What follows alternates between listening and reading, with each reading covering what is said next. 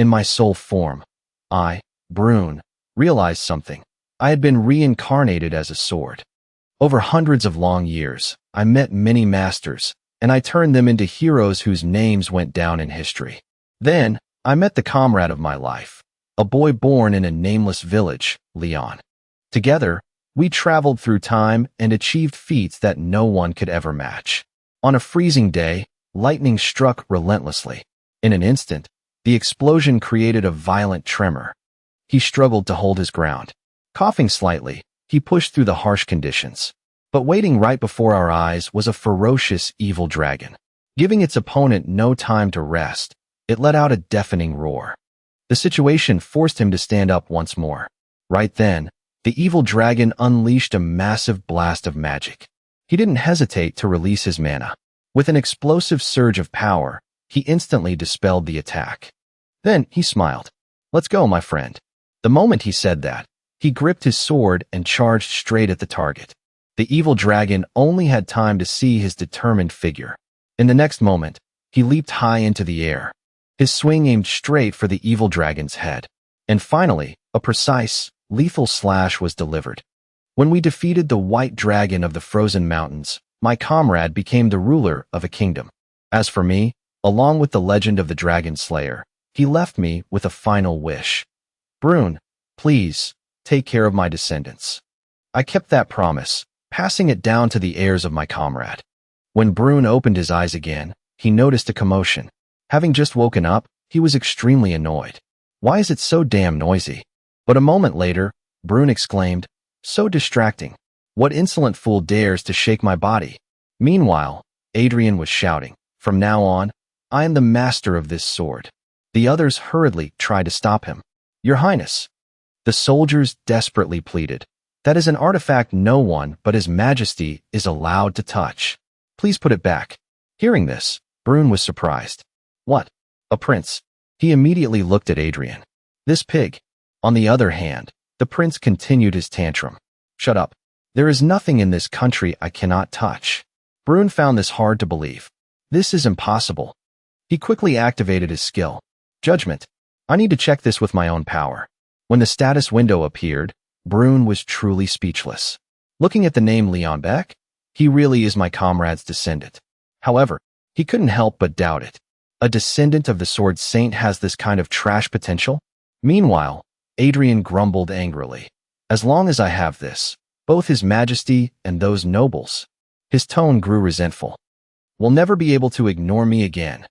Seeing this, Brune felt even more contempt. What a joke. How dare he spout such nonsense? Unaware, the prince yelled, "Oh great dragon slayer, lend me your power." Brune immediately retorted, "Are you crazy? Why would I lend my power to someone like you?" Even so, Adrian continued to scream arrogantly. Seeing him swing the sword around and terrify everyone, they begged, "Your Highness, please calm down. You are not allowed to draw a sword in the Imperial Palace." But he only responded with fury. "Shut up. How dare you give me orders? Do you want to die?" As he ran, he threatened, "Once I have Brune's power in my hands, you trash will all." At that exact moment, Adrian's body suddenly lost its balance. By some twist of fate, the blade pointed right back at him. In the blink of an eye, the sharp tip drew closer and closer. The next second, the soldiers' faces went pale. Adilia hurriedly covered her mouth to stifle a scream. A panicked cry rang out. "Your Highness." Caught in the situation, Brune also panicked. "No." The guards frantically shouted, "Call the royal physician immediately." Looking back at Adrian, Brune finally realized, the one who got stabbed by the sword. Is this bastard? Brune's consciousness began to fade. "My vision is blurring." Though unwilling, he only had time to think. "At this rate, I'm going to pass out for the first time in my entire life as a sword." If Prince Adrian inherits the throne, this kingdom has no future. He inherited absolutely zero royal talent, yet his arrogance is second to none. He has no ability, but his greed is boundless. He is a stupid, lazy, and cruel pig. That is the first prince, Adrian Leon Beck, like a dark cloud looming over the kingdom's future. After the prince stabbed himself and took a stroll at death's door before waking up, a strange rumor began to spread. The servants started gossiping. About Prince Adrian. He seems to have changed a bit lately, hasn't he? Yeah, he doesn't flip the dining tables anymore. And he stopped hanging out with his gang of thugs, right? Then they began to mock him. Even the infamous first prince must know shame. Isn't he just lying low out of fear? Just wait and see. Give it some time, and he'll be back to his old ways. Meanwhile, Adrian was in his room. However, the main character of these rumors, Prince Adrian, couldn't care less about them. I can't believe it. His mind was in absolute shock. I actually killed my comrade's descendant and stole his body. Just then, an announcement came from outside. Your Highness, His Majesty has arrived. Please quickly adjust your attire to welcome him. Hearing this, he frowned. No, the old man didn't even bother visiting when I was dying. Why show up now? A servant nearby hurriedly warned him. Your Highness, the royal knights have sharp ears, and they are very close by. She timidly added, please watch your words. His teacher then appeared with a scowl. I heard you returned from the dead, but it seems your temper hasn't changed a bit. He casually ordered the servant. You may leave. His Majesty isn't expecting much anyway. However, Adrian was still bewildered. Who is this? Then, his teacher suddenly questioned him. We still share a bond as master and student. Are you going to pretend you don't know me now? From those words, he figured it out. So he's this pig's teacher? Meanwhile, the man called out again, Your Highness. Adrian replied hesitantly, My memories are a mess. I feel like I know who you are, but then again, maybe I don't. The teacher revealed a look of disbelief. Don't tell me. Right then, a voice interrupted them. His Majesty the King has arrived. Despite this, Adrian remained indifferent. The king, he thought lazily. So he must be this bastard's father. But soon, his eyes widened in shock. He's much better than I thought. Before Adrian, the emperor stood coldly. I thought that with the passage of time, the lion's blood had been diluted into dog's blood. He had to admit it himself. But looking at the king, perhaps that's not the case. The emperor suddenly spoke. Seeing how you don't even bother to greet your father, it seems surviving a brush with death couldn't change who you are. His teacher immediately reported, Your Majesty, I just heard that His Highness's memory is not intact. A soldier hurriedly exclaimed, Good heavens! What a disaster! Why didn't the royal physician report such a serious matter to Your Majesty? Summon the royal physician to examine His Highness immediately. Afterward, Adrian was examined by the royal physician again. However, the doctor remained adamant. I cannot find any abnormalities in His Highness's body. Then, the physician offered a diagnosis. However, it is possible that this is a temporary condition caused by mental shock. The emperor muttered, Amnesia? Meanwhile, Adrian felt anxious. Did he figure it out? But the emperor only scoffed. How convenient. If you say you don't remember anything now. The emperor directly criticized him. Does that mean everything you've done up until now never happened? Before he could process it, the emperor continued. Sometimes, people make the wrong choices. They might commit acts condemned by the whole world. If they realize it afterward and never repeat the same mistake, it can be called a learning process. With deep disappointment, the emperor growled.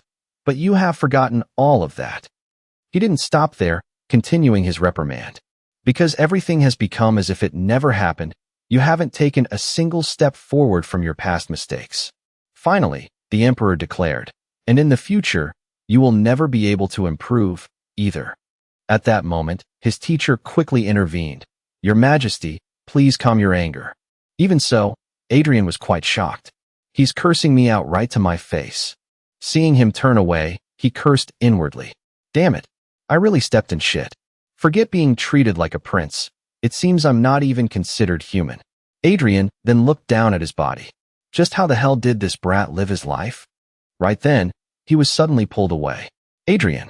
The empress hugged him tightly and comforted him. I heard everything. You must be so confused. Your memories will return soon. She hugged him even tighter. No, that trivial past. So what if you don't remember it? Then, the empress said gloomily. To think your handsome face has become this haggard. My poor son. Hearing this, Adrian shuddered. Where exactly do I look haggard? She forced a smile. Regardless, I am just so happy that you were able to open your eyes and wake up like this. The empress then gently advised, you must never touch dangerous objects like that again, okay? If something bad had happened, and you never woke up." Before finishing, she bit her lip bitterly. Then, the Empress added sadly, "I really don't even dare to imagine it." Adrian felt a twinge of guilt. "Sorry, but your son is already dead." His inner turmoil lasted well into the night. This is seriously such a burden. It took a long while before the Empress finally let him go. "I will come visit you again. Get some good rest." Thanks to that, I could finally breathe a sigh of relief. And taking this opportunity, I reflected on everything. My companion begged me to take care of his descendants, yet I ended up killing one of them. Even though it wasn't intentional, I was the one who ended his life. The more I thought about it, the more bewildered I became. Since things have come to this, what can I do? I must live a good life, for the sake of the one who passed as well. Then I made up my mind. Reincarnated as a sword, I spent my whole life cleaning up other people's messes. Even though this body is fat and untalented, it doesn't matter. With that thought, my hand clenched into a fist. I just need to rebuild my strength. A smug grin spread across my face. Do you have any idea how many children I've raised? Without further delay, I immediately sat up. First, I need to forge a mana heart. I took a deep breath to absorb some mana, then focused on gathering it into a small source of energy. The mana flared up, bright as a flame. However, the next second, it vanished. Even I was so shocked my face went blank. Fear washed over me, and I broke out in a sweat. The mana dispersed. This body can't accept it. Then I hurriedly gathered more mana. Again. This time, I gritted my teeth. Hold on to it. One more time. My whole body surged with a current of magic. However, the final result left me defeated. Panting, I cursed under my breath. What kind of damn body is this? Now, I screamed in desperation. If only I had my original body, I could easily fix a constitution like this by forcing mana into it. Just then, a knock came at the door again. "Your Highness, forgive me for disturbing you." Upon entering, the servant carried a steaming bowl of medicine. "This is a special restorative tonic sent by Her Majesty the Queen. It may be a bit bitter, but it will be very good for your body." She tried to remain calm and said, "So please, think of Her Majesty's kind heart." With that, the servant revealed a fearful expression. In her mind, she recalled the past. "I hope he doesn't throw the bowl like last time." Back then, Andrin had shouted, "I told you I'm not drinking any medicine." But now, I was very surprised. That is, I immediately saw the mana. It contains mana.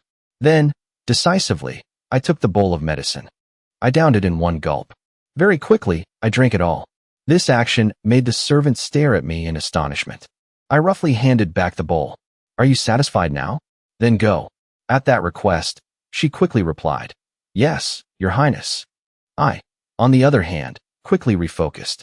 "Anyway, one more time." I immediately closed my eyes, channeling all the mana into my hand. Feeling that it was better, I breathed a sigh of relief. Luckily, it worked. However, I was still concerned. The amount of mana is still not enough, and it's so little that it will dissipate in just a day. But, thinking that, I quickly called the servant. "Hey," she responded immediately. "Yes." I didn't beat around the bush and asked directly, "Do you have any more of that stuff?" A few days later, the mana I produced was much more than before. Now, I smiled with satisfaction. Finally, I immediately exclaimed, "Finally, I can create a mana heart." The source of energy then pressed into my heart. I've done this countless times before. Something like a mana heart. I can do it with my eyes closed. Suddenly, my face darkened for a moment. The sensation was so real that I suddenly realized. It hurts. Thinking back, I vaguely remembered my previous descendants. It really hurts. It feels like my internal organs are on fire. My chest feels like it's about to explode. At this point, I suddenly understood. That's right. The process of creating a mana heart. I struggled to breathe. Has always been this painful. But I clenched my teeth. I can't lose consciousness. Thinking of the worst-case scenario, I immediately told myself, if I pass out now, I'll suffer from a mana backlash. Then I tried to close my eyes to keep calm. My hands held my heart as I constantly told myself, focus. When the time was right, I clenched my fists, grasped the mass of mana that's trying to run wild. No need to rush. At the same time, I regulated the flow of mana itself. Follow the path that flows along the heart, towards the right side. And gradually, everything became as calm as the surface of water. Slowly, let the new heart be absorbed. I, too, slowly absorbed it. After a while, I slowly opened my eyes to check. Seeing that it was stable, I exclaimed joyfully, "All right." I was even very excited. This time, it's not a mana heart made for someone else, but my very own mana heart, just for me. With this pride, I shouted, "I did it. It's complete." While I was celebrating, the system panel suddenly appeared. "I've created a mana heart." I was so surprised that I stared blankly for a few minutes. Then, I paused for a moment. This is a status window? To verify, I even tried touching it. It's exactly like the status notifications I used to send to my masters when I was a sword. Why is it appearing to me now? At the same time, the system suddenly activated. What? Wait. The next second, I was surrounded by countless notifications. What the hell? In the end, the system granted me clairvoyance and clairaudience. I heard this and wondered, powers? At that moment, my vision suddenly zoomed in. I could even observe every single leaf. Indeed, I can see much more clearly than before. That's not all. I also faintly heard some voices. Inside, sound. Can't hear what was said after.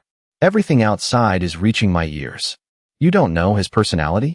He must have thrown a huge fit. I immediately showed surprise. I can even hear the sounds from outside the door. However, I was soon interrupted by a headache. The system also quickly reported that my mana was depleted. I suddenly realized. So that's it. So this is what extremely limited means. At the same time, I felt quite regretful. Detecting everything in all directions without a single blind spot. The absolute sense I possessed as a sword is now gone. Standing in the middle of the large room, I thought to myself, currently, by scraping together this tiny bit of mana, like a mouse's tail, I can only eavesdrop on sounds outside the door or see things a little more clearly. I reassured myself, perhaps things will change once I expand my mana pool. As soon as I finished speaking, my stomach let out a long growl. My mood soured accordingly. I'm hungry. The servant quickly responded. Food will be brought up immediately. In return, I was telling myself, first, I need to focus on adapting to this human body. Not long after the meal, the queen entered cheerfully. How praiseworthy. She continuously praised me. You drank every last drop of the tonic this mother sent you. You've finally learned to cherish your own body. Just then, someone appeared and the queen suddenly said, "Oh, right." She then asked me, "Do you recognize who this is?" I immediately denied it. No. Hearing this, she worriedly instructed Bill. It seems he really has lost his memory. So you must help this child, little brother. Hearing this, I vaguely guessed. I was wondering who it was. Turns out it's the queen's younger brother. Meanwhile, the queen was persuading him. After all, isn't he your only nephew? On this side, Bill just sneered. You say it as if he's lost something important. It's not like it was a good past, anyway. I immediately judged. Just looking at him, it seems he doesn't like me. In return, he began to speak in a low voice. Let me make one thing clear. Bill directly declared. All I can do for you is help you get rid of some of that excess fat. Then he emphasized, I can't give you anything other than that, so give up any useless expectations. The queen also quickly nodded. Just that is more than enough. Even so, Bill repeated, don't forget that feeling.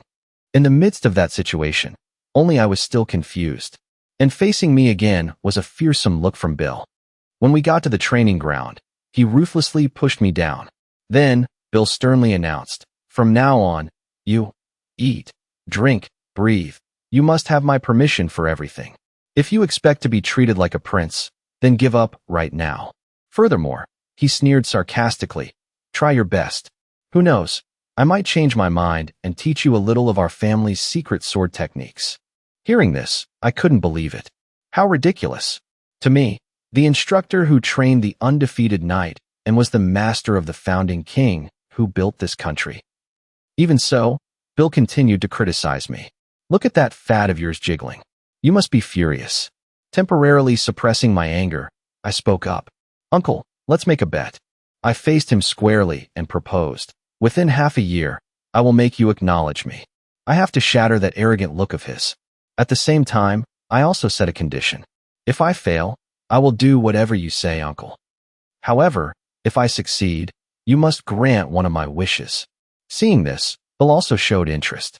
Interesting. After that, he agreed. All right, it's a deal. I should have at least something for entertainment, shouldn't I? However, it didn't take long for Andrin to cry out, "This damn body." He looked at himself and regretted it. I've spoken too soon. But, without a moment's hesitation, he immediately channeled mana to his legs.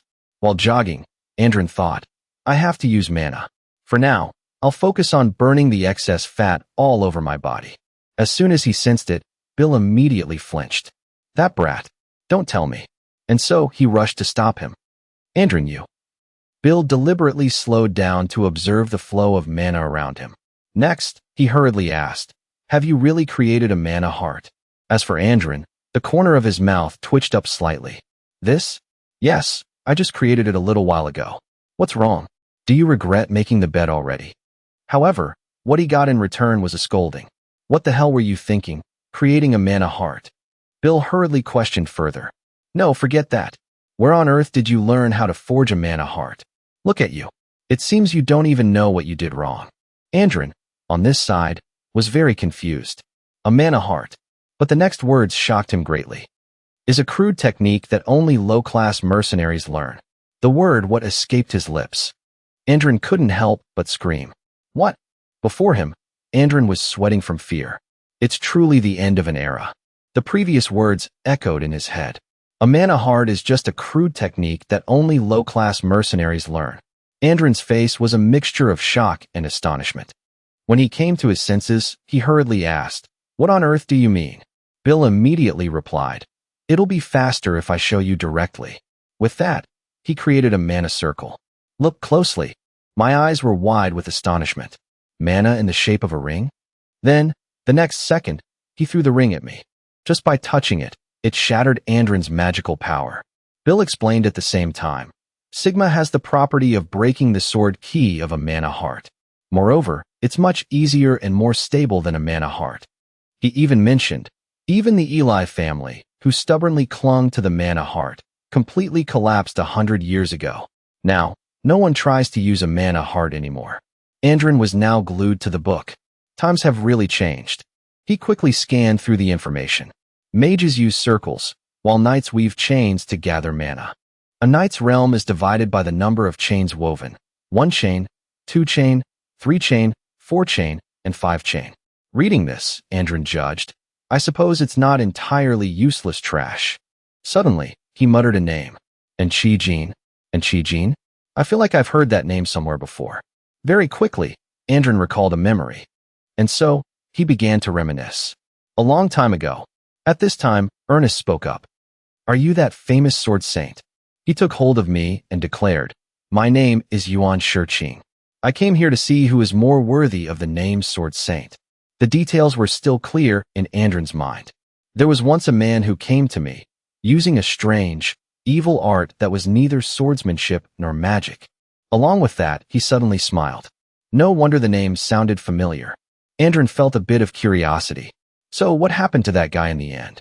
The next morning, the new day began as usual. Andrin, as always, was out on the field warming up first. Just then, Bill suddenly asked, did you read that book last night? He said as he walked over. You must have grasped the situation by now, how foolish your choice was. However, Andrin just shrugged nonchalantly. Then he calmly replied, I don't feel like I made a mistake, not even a little bit. Seeing this, he sighed. You don't want to admit it, or do you still not understand the situation? In return, Andrin still confidently showed off his mana. Not all mana hearts are the same. He confidently declared, the so-called difference in class. Have you ever heard of it, uncle? Even so, Bill was still very contemptuous. I was wondering what you were rambling about. He then told him a story. Occasionally, among the mercenaries, there are people like you. People who delude themselves into thinking they are some hero from centuries ago. Do you know what happened to them? Bill emphasized their fate. They all fell. They couldn't even get past 2 circles. He also provoked him. If you're different from them, try defeating a 2-chain knight. If you do, Bill sneered smugly, I will become your guardian, as your mother wishes. Facing him, Andrin calmly replied, whether having you as a guardian is a good thing for me. I'm not so sure. Just like that, The atmosphere between them instantly turned cold. After a moment of silence, Bill suddenly asked, "Did you just doubt my qualifications as a guardian?"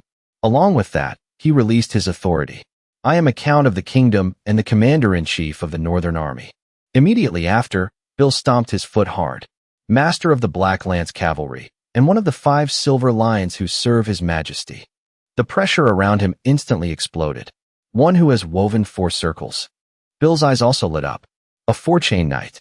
Next, he threatened in a raised voice, "Van Hell. That is the name of the man who might be standing behind you." Andrian on this side seemed to be pushed back. Is that qualification enough? At the same time, the royal knights began to move. The swords they drew were extremely decisive. From Bill's side, he was quickly surrounded. "Stand down, Count Van Hell." Even so, he only replied with a smug look. Meanwhile, Andrian also smirked. "Don't go back on your word later."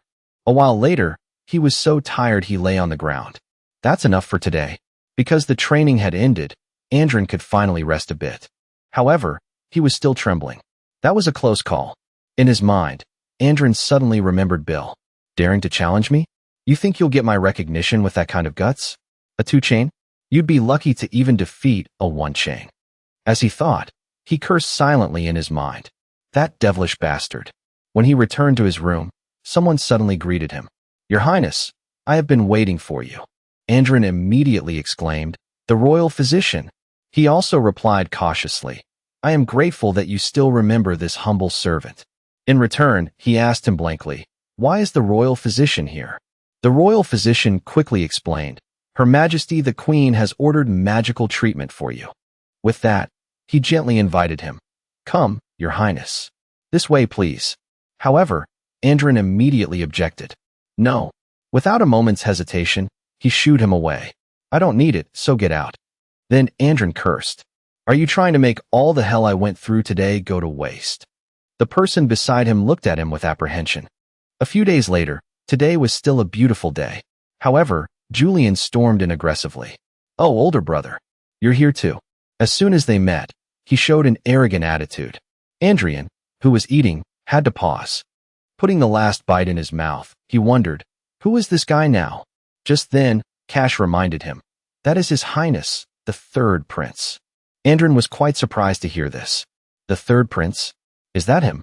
As for Gan, he calmly continued, "I heard you had an accident, but you look better than I thought." "What a shame." He just replied indifferently. "So what do you want to say? You just came here to cause trouble?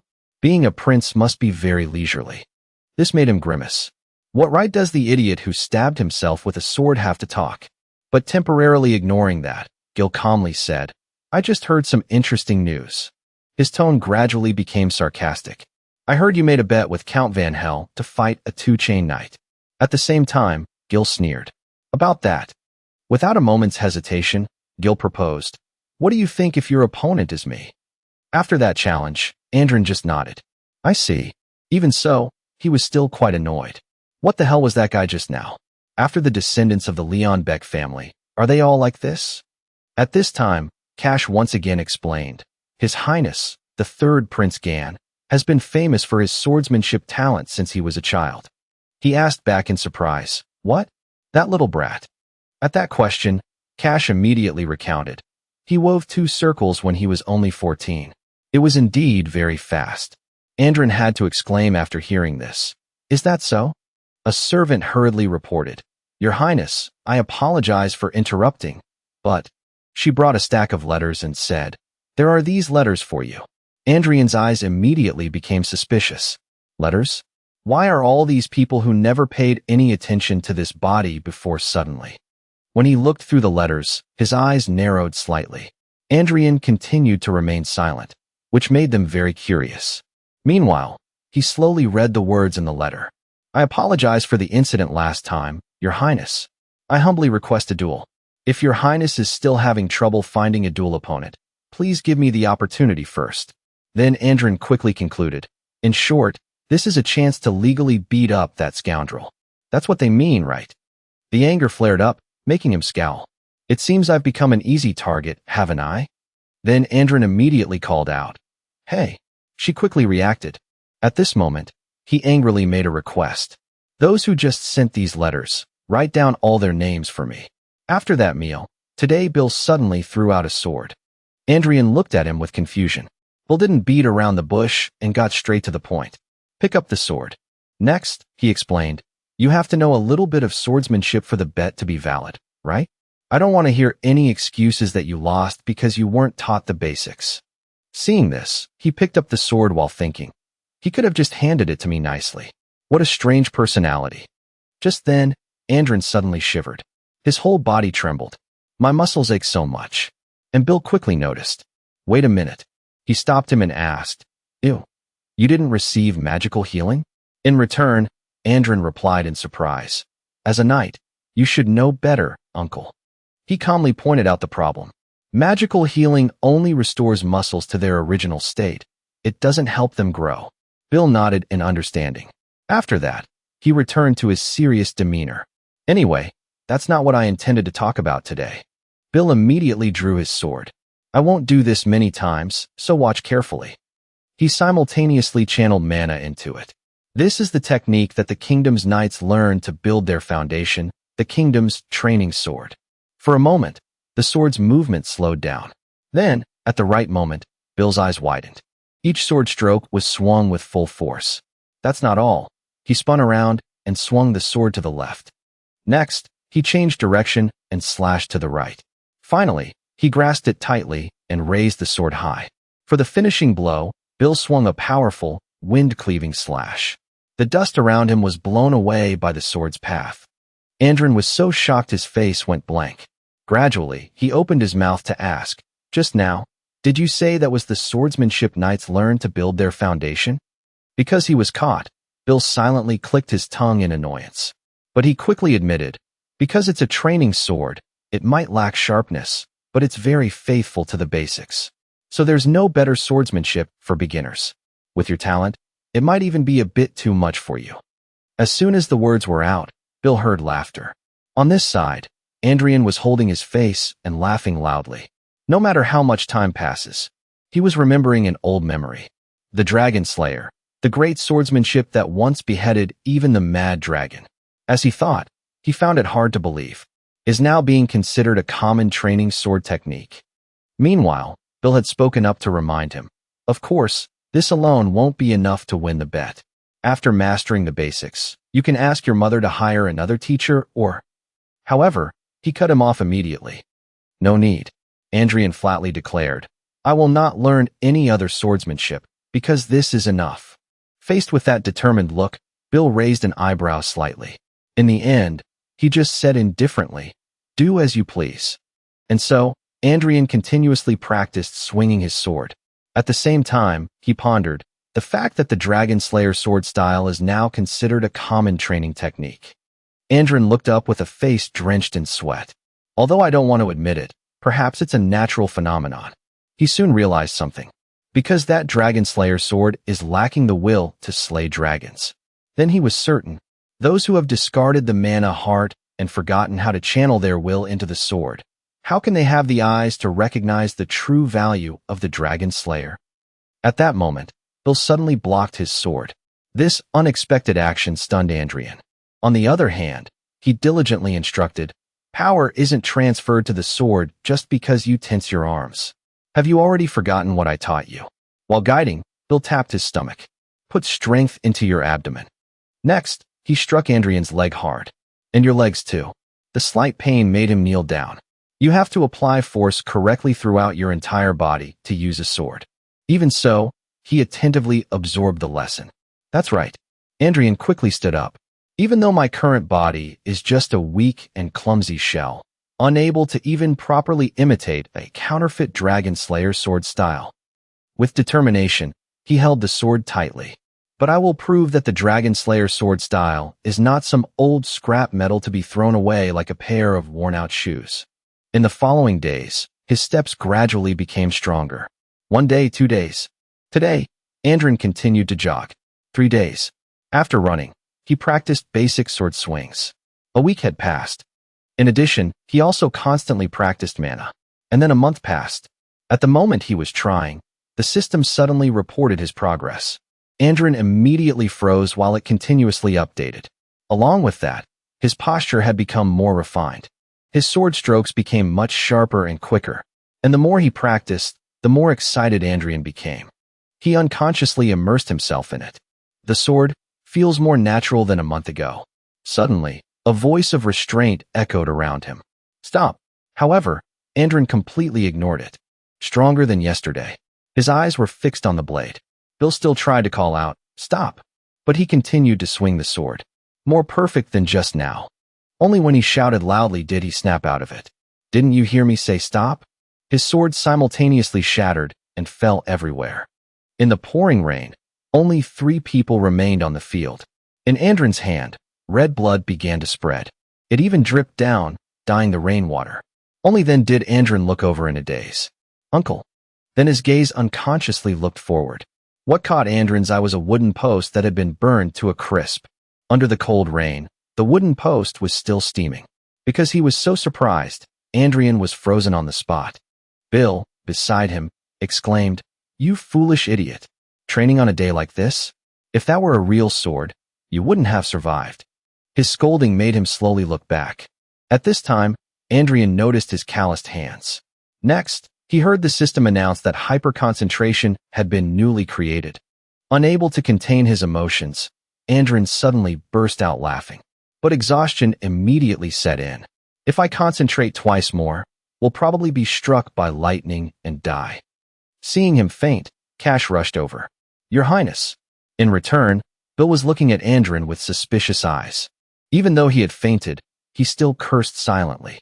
Foolish brat. Time flew by. After a while, Andrian opened his eyes. As soon as he woke up, he quickly sat up. Did I just faint? At that moment, he sighed in frustration. I don't know the limits of this body. As a sword, I have achieved everything possible in this world. The unsung war hero, the sword saint, the mercenary king. The founding father of a nation, leading wars to victory, elevating the level of both body and spirit. I have guided the path for heroes. Brune, a wise advisor and an excellent teacher, but an existence that always stood on the sidelines like a third party. Returning to reality, Andrian observed his burned hand. He immediately remembered the feeling from before. That's why I swung the sword until I reached that state, reveling in the feeling of turning all the sweat, effort, and fruits of labor into my own. Andrin's hand clenched slightly. At this rate, this weak body will soon collapse. I need to balance my mind and body. With this thought, he quickly closed his eyes. It's been over a month since I formed my mana heart. I've accumulated quite a bit of mana since then, so maybe I can move on to the next stage soon. As soon as the words were out, the flow of mana began to rise. His mana heart simultaneously became clearly visible. The flame surrounding it immediately burned brightly. From a light blue, it turned into a deeper, more concentrated blue. The next second, Andrian contained it in his hands. The muscles in his body simultaneously developed.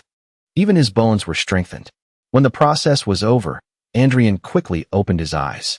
Clearly feeling the change, he cheered happily. It's done. Immediately, he glanced at the sword. Let's see. Andrian didn't hesitate to pick it up. When he tried to swing, the system immediately promoted him to swordsman apprentice. With the sword in hand, he was now more confident. With this, I can master the basics.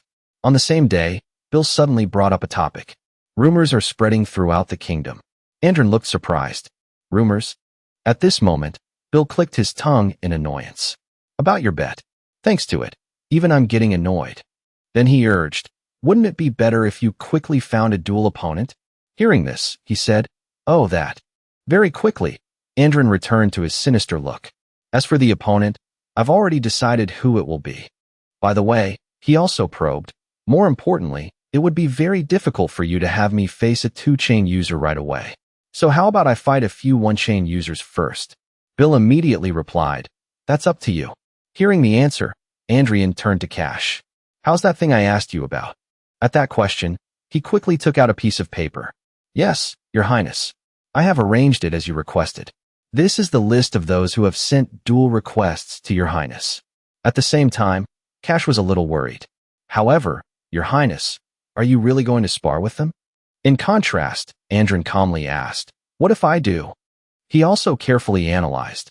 Most of these people have a grudge against your highness. They might intentionally harm you under the guise of a duel. However, Endrin was not afraid at all. I know. That's why, he calmly suggested. You be the referee for me, uncle.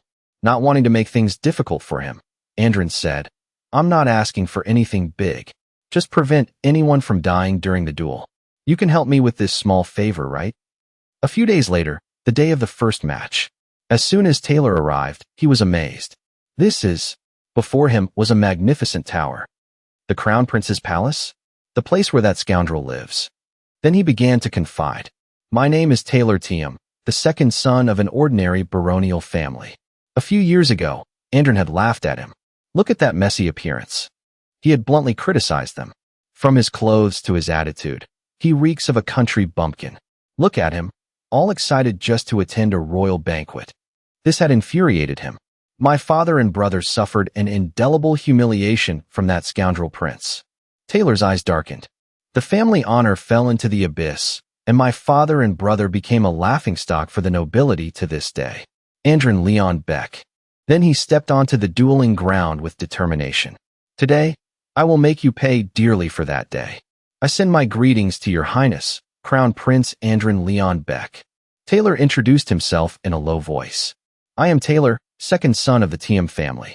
I am a one-chain knight apprentice and the heir to the Tiam family's swordsmanship. But in response, he just exclaimed, Good heavens, why so formal for a practice match? It's not an official duel. Andrin even wondered, by the way, is he really a knight? He looks so weak. This time, Taylor also became furious. Just as the rumors say, he's rude and arrogant, doesn't know his place, and lacks common sense.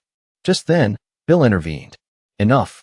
He came to his side and reminded him, I understand how you feel, but the match hasn't even started yet. Rein in your spirit. As soon as he saw Bill, his eyes lit up. You are? Count Van Hel. Taylor hurriedly bowed. It is an honor to meet you. In return, he also replied politely, Yes, nice to meet you. Andrian nearby sighed. People might think you're the prince, uncle. Bill calmly reprimanded. You should have behaved better in the past. This made him a bit annoyed. Goodness, always bringing up the past. Then, he stood in the middle and signaled. Both of you, take your positions. The match begins. Taylor's face immediately became serious while Andrin remained indifferent. The next second, his sigma powerfully surged. He simultaneously curved the corners of his lips. Well then, your highness. While warning in a loud voice, Taylor charged forward. Please be careful. In a flash, he leaped from his spot. Taylor's entire body, along with his sword, aimed straight for Andrin. On this side, he just calmly commented, Too many unnecessary movements. Then Andrin easily blocked the attack. Only then did Taylor realize. This is a mana heart. Before he could regain his composure, he was knocked back by him. Taylor exclaimed in panic. How can a mana heart block a mana chain? On the other hand, he was telling himself, is it because he only has one circle? Andrin now began to channel his mana. It only feels a little numb. The change in his aura surprised him. The soldiers were also astonished. The sound coming from the sword, that is. As for Bill, he quickly recognized it. Sword resonance. In that situation, Taylor suddenly muttered, Impossible. Angrily, he ran to attack. This can't be happening. Because of the sudden action, he was a little startled. However, Andrin quickly defended in time. The opponent frantically attacked, forcing him to take a step back. And right after that, the blades clashed powerfully again. The difference in strength sent Taylor sliding across the dueling ground. At this point, they were temporarily separated, and both were breathing heavily. Andrin thought to himself, They say that circle mana is incompatible with heart mana. That statement is indeed correct. Touching his heart, he sneered. I feel like a mana backlash could happen at any moment. Then he began to speak. However, you said you were the second son of Baron Tiam? This time, Andrian directly provoked him. You need to cool your hot head a bit. After speaking, he quickly closed his eyes. Focus on your senses. His vision immediately changed, pushing Andrin into deep water. Seizing this opportunity, he reached out his hand. Awaken. And Andrian got closer and closer to the evil dragon. Whether it's a demon sword, or a holy sword, or countless other names. The moment he touched it, a light flashed. a part of my soul. The sleeping, evil dragon simultaneously glared, and Andrian merged with it bit by bit. The memory of the sword from its last activation, and the essence of the heart crafted to kill dragons. Along with the notification from the system, the Dragon Slayer's heart beat once. For a fleeting second, Andrian's eyes turned bright red. The evil dragon now surrounded him, forged for the purpose of slaying dragons. This is the true power of the Dragon Slayer's sword. As for Taylor, the killing intent from the dragon was threatening him. Fear washed over him, making him tremble. What on earth is that? On the other hand, Bill loudly intervened. Stop. However, Andrin had lost his reason and charged straight ahead. Seeing Andrin's appearance, he soon realized. That sword is very dangerous. Going back to before, he suddenly suggested something. Uncle, I have a favor to ask before we spar. Bill immediately looked over. What is it? Andrian calmly said. If it looks like I'm about to kill my opponent. At the same time, Bill touched the sword. Then, at that moment, in the blink of an eye, he was close to him. You must stop me, Uncle. Bill immediately sent Andrian flying, causing him to crash into a stone wall. Then he continued to stand in front of Taylor. As for Andrian, he seemed to be unconscious after this blow. However, Bill himself had a sword pointed at him. The soldiers around immediately questioned him. Count Van Hel, what have you done?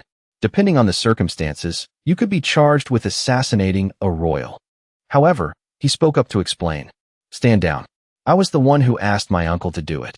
Hearing this, Cash was stunned. Your Highness. In return, Andrian now struggled to wipe the blood from his mouth. I did ask him to, but...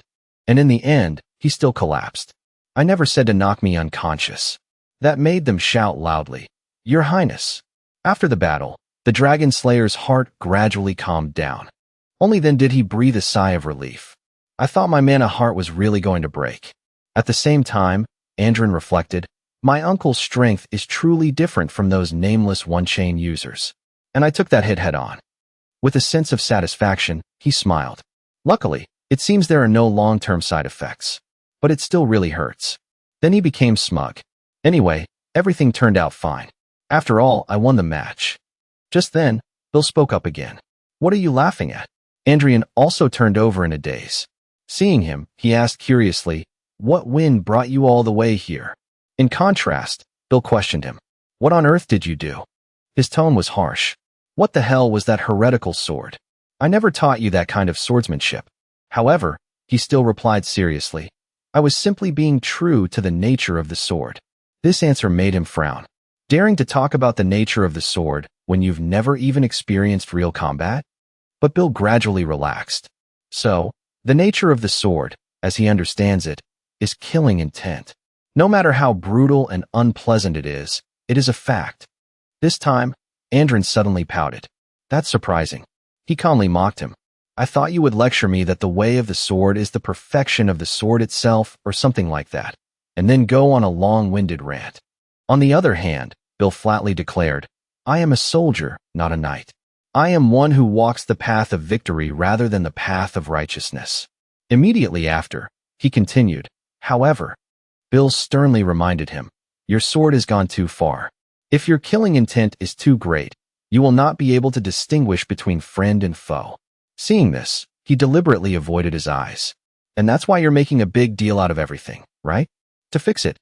At this point, he also declared, I will watch over you. I will see if you are devoured by the demon in your heart.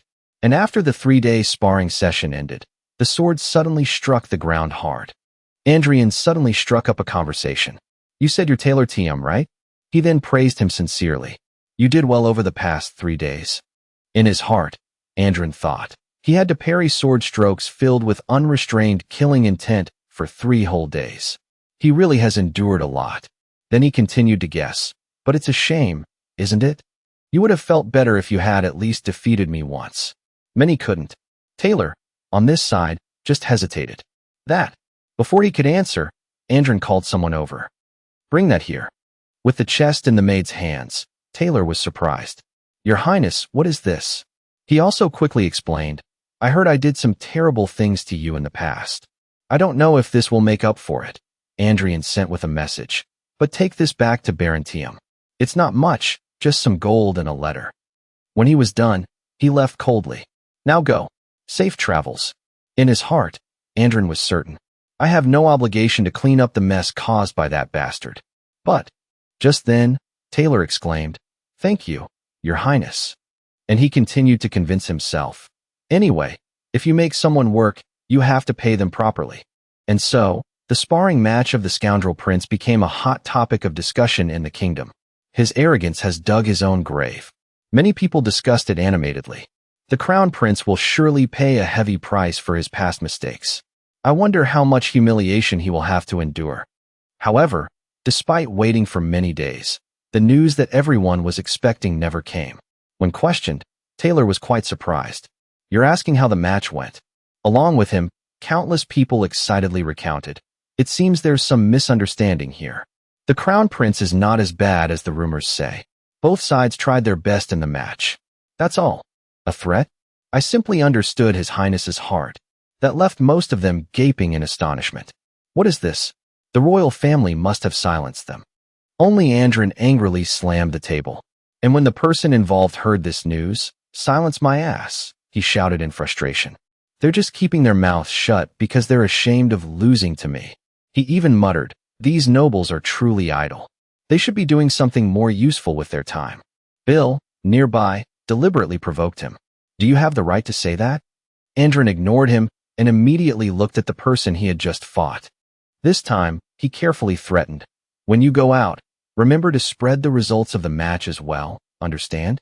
The boy nodded quickly after hearing this. "I will do so." Thanks to that, he was somewhat satisfied. Now the rumors should have died down, right? However, it wasn't long before Andrin received shocking news. "What?" In front of him, the servant said hesitantly, "Well, there's a rumor that Your Highness threatened him to fabricate the results of the match." Now he couldn't even utter a word. All his anger turned into a will to train. Forget it. Let's just train, shall we?" Andrin immediately created a precise slash. Not stopping there, he swiftly delivered another blow. Then he spun around, his two hands holding the weapon tightly. As he put strength into the blade, he swung it down. And even though it was over, the mana around it burned brightly. Andrin's heart had not yet been extinguished. Thinking about something, he suddenly asked, "How many challengers are left, Cash?" He quickly replied, "The one who came today is the last one." Andrian shook his head in boredom. "These knight apprentices are no longer a match for me." As for Cash, he added more information. "However, this last one is a knight who has been properly trained in swordsmanship." In addition, Cash emphasized, someone who is not satisfied with just honing their family's swordsmanship, but a talent who has joined the knightly order to train. His expression immediately brightened. A knight apprentice of the Iron Lion Knights. At this very moment, On had also just arrived. On, coach. The gate guards couldn't help but gossip. "It's her, right? Look at the Iron Lion emblem on her armor. It must be her." Along with that, they passed around rumors. The flower on the cliff, the rose with thorns, the one who has broken the hearts of so many young men. On this side, she still walked slowly. The soldiers continued to admire her. "She is indeed a great beauty. I never thought a woman like that would come here on her own." Suddenly, they uttered a sentence that made her stop. "In a way, the prince has some talent, doesn't he?" On's eyes suddenly turned cold. Anyway, along with the judgment, her serious demeanor was clear.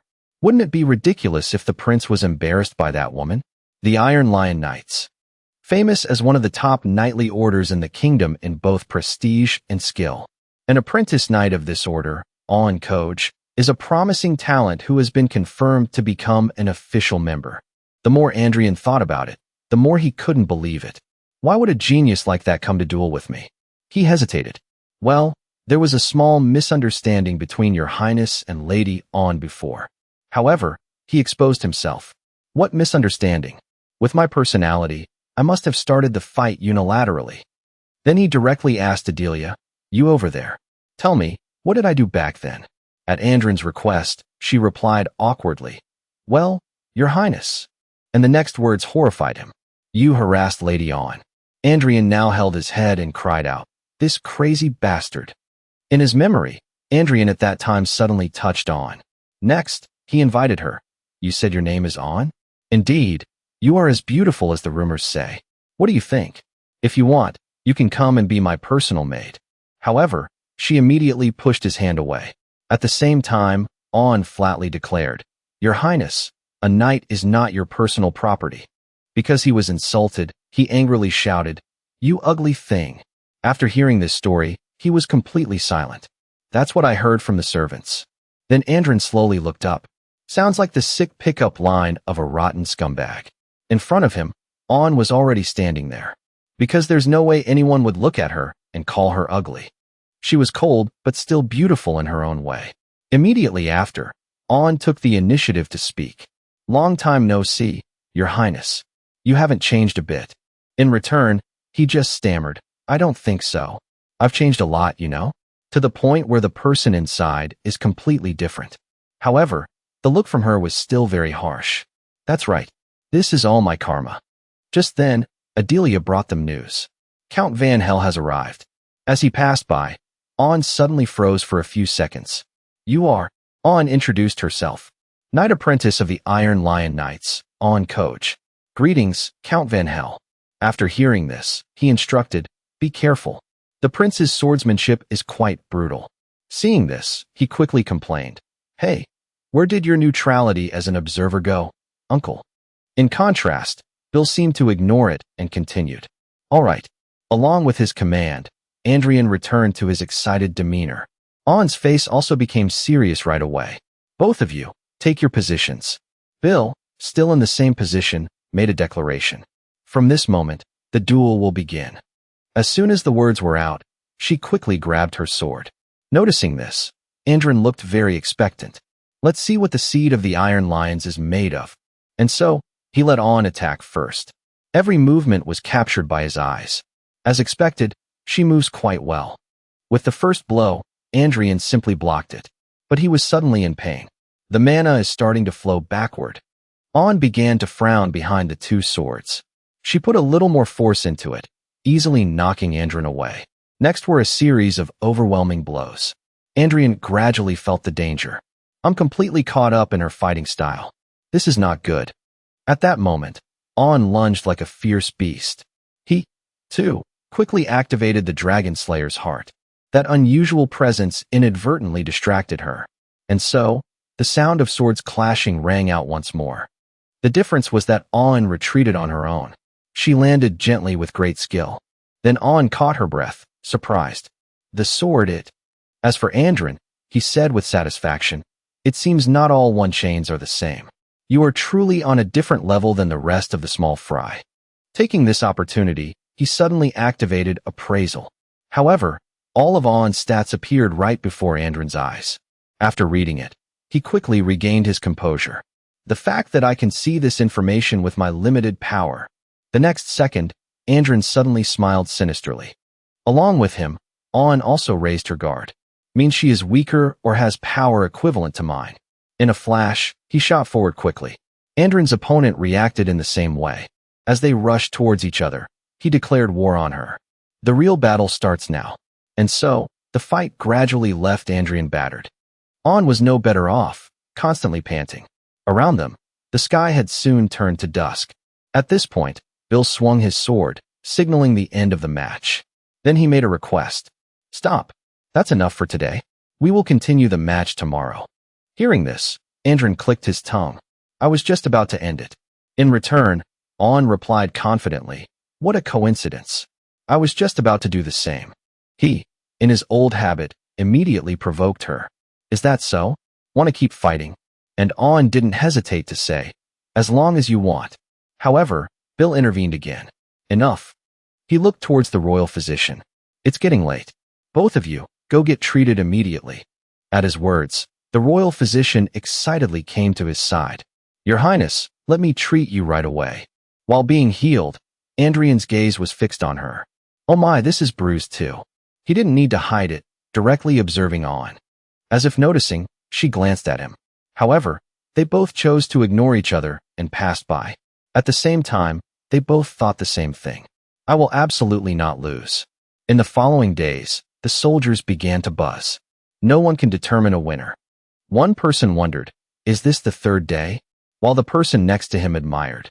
To be honest, I'm quite surprised. I've heard a lot about Miss On's skills, but the Crown Prince's skills are equally impressive.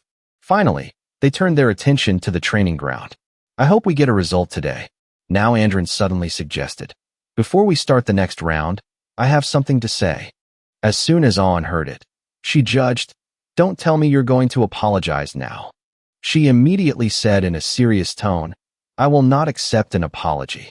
In return, Andrian just nodded. I understand. You want to regain your hurt pride with your own strength. That's an admirable thought. But, next, he just shrugged. That's not it. Then he calmly smiled. Since we're fighting so fiercely, shouldn't there be a reward? The next word stunned them. The loser will have to grant one wish of the winner. What do you think? If I say kneel, you must kneel. And if I say kowtow and apologize, you must do it. As for On, she hesitated and couldn't answer right away. The other soldiers exclaimed, "Your Highness, as a member of the royal family, how can you say such things? Please take back your words." Andrian also immediately dismissed them. "Outsiders, don't interfere. Why are there so many spectators?" Then he turned to ask her, "What do you think, On?" Very quickly, she carefully gave her answer. "Although I am just a humble knight apprentice, I am also a member of the knightly order loyal to the Leon Beck royal family. I dare not commit such a disrespectful crime against your Highness." On's attitude quickly changed. "However, if that is what your Highness allows, then perhaps I also have the right to receive the reward of the bet." This reaction pleased Andrin greatly. Good thinking. The next second, they rushed at each other furiously. "Don't go back on your word later." This time, Andrin was decisive. The attack made the sound of the sword become piercing. On was not inferior, launching a wide-area attack.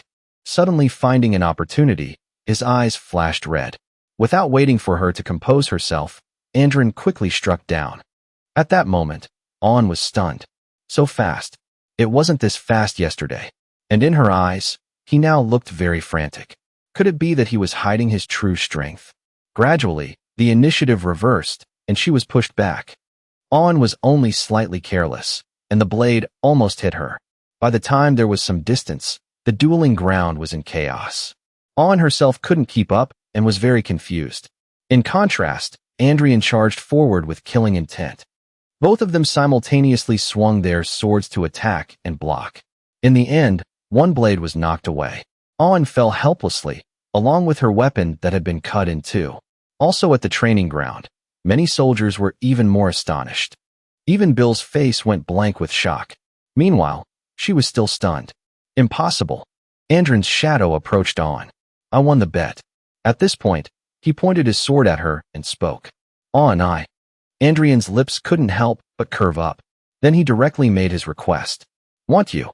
At that time, Cash was confiding. The position of royal guard for the crown prince, the infamous scumbag of the kingdom. Contrary to my worries, the job is not that difficult. The first time they met, Andrin had asked, "Are you the new royal guard?" He carefully bowed his head. "Yes, I look forward to serving you, your Highness." In his heart, Cash silently judged, the prince seems a bit arrogant. On the other hand, he just said coldly, "All right, I'm counting on you." And he judged, but he didn't have a violent tantrum for no reason like the rumors said. Through each day of training, Cash focused on observing. The more he watched, the more he pondered. No, in fact, it's the complete opposite of the rumors. On that fateful day, Andrian was still swinging his sword as the sun set and rain fell. At this time, the others began to worry. "It's raining so hard. Should we stop His Highness?" Cash himself also hurriedly exclaimed, "Your Highness, be careful." As soon as the words were out, a bolt of lightning struck down from the sky. However, Andrin looked extremely satisfied. Witnessing that emotion, he was extremely stunned. In his heart, Cash unconsciously affirmed, "I have a feeling His Highness will become a great man." Gradually, the flashback returned to the present. "That's what I used to think." Andrin now declared, "I want you." At first, the soldiers were all gaping in astonishment. How shameful. On this side, Cash began to have doubts. Did I misjudge him? As for On, she stood up bit by bit. "Is it?" She questioned him in an angry tone. "Is that really what your Highness desires?" Andrin replied nonchalantly, "Of course. In your current state, you are just a mediocre knight apprentice, unable to even defeat a scumbag prince. At this point, he sneered again. So what I want is, Andrian said without a moment's hesitation, the potential and future of the knight named Coach. In addition, he also seriously affirmed, I need a knight to follow me, not a knight to protect me by royal decree. Hearing this, Cash suddenly flinched, and he continued to explain, but a knight who belongs only to me. And from what I see, Andrian looked at the information panel and commented, you have very good swordsmanship talent. His tone became more and more sincere. Therefore, Coach. Andrian repeated his offer. Become my knight. In return, she suddenly recalled the past. I became the knight I always dreamed of being. But the gossip suddenly flashed through her mind. Is it that child? They all had the same thought. As expected, just like the rumors.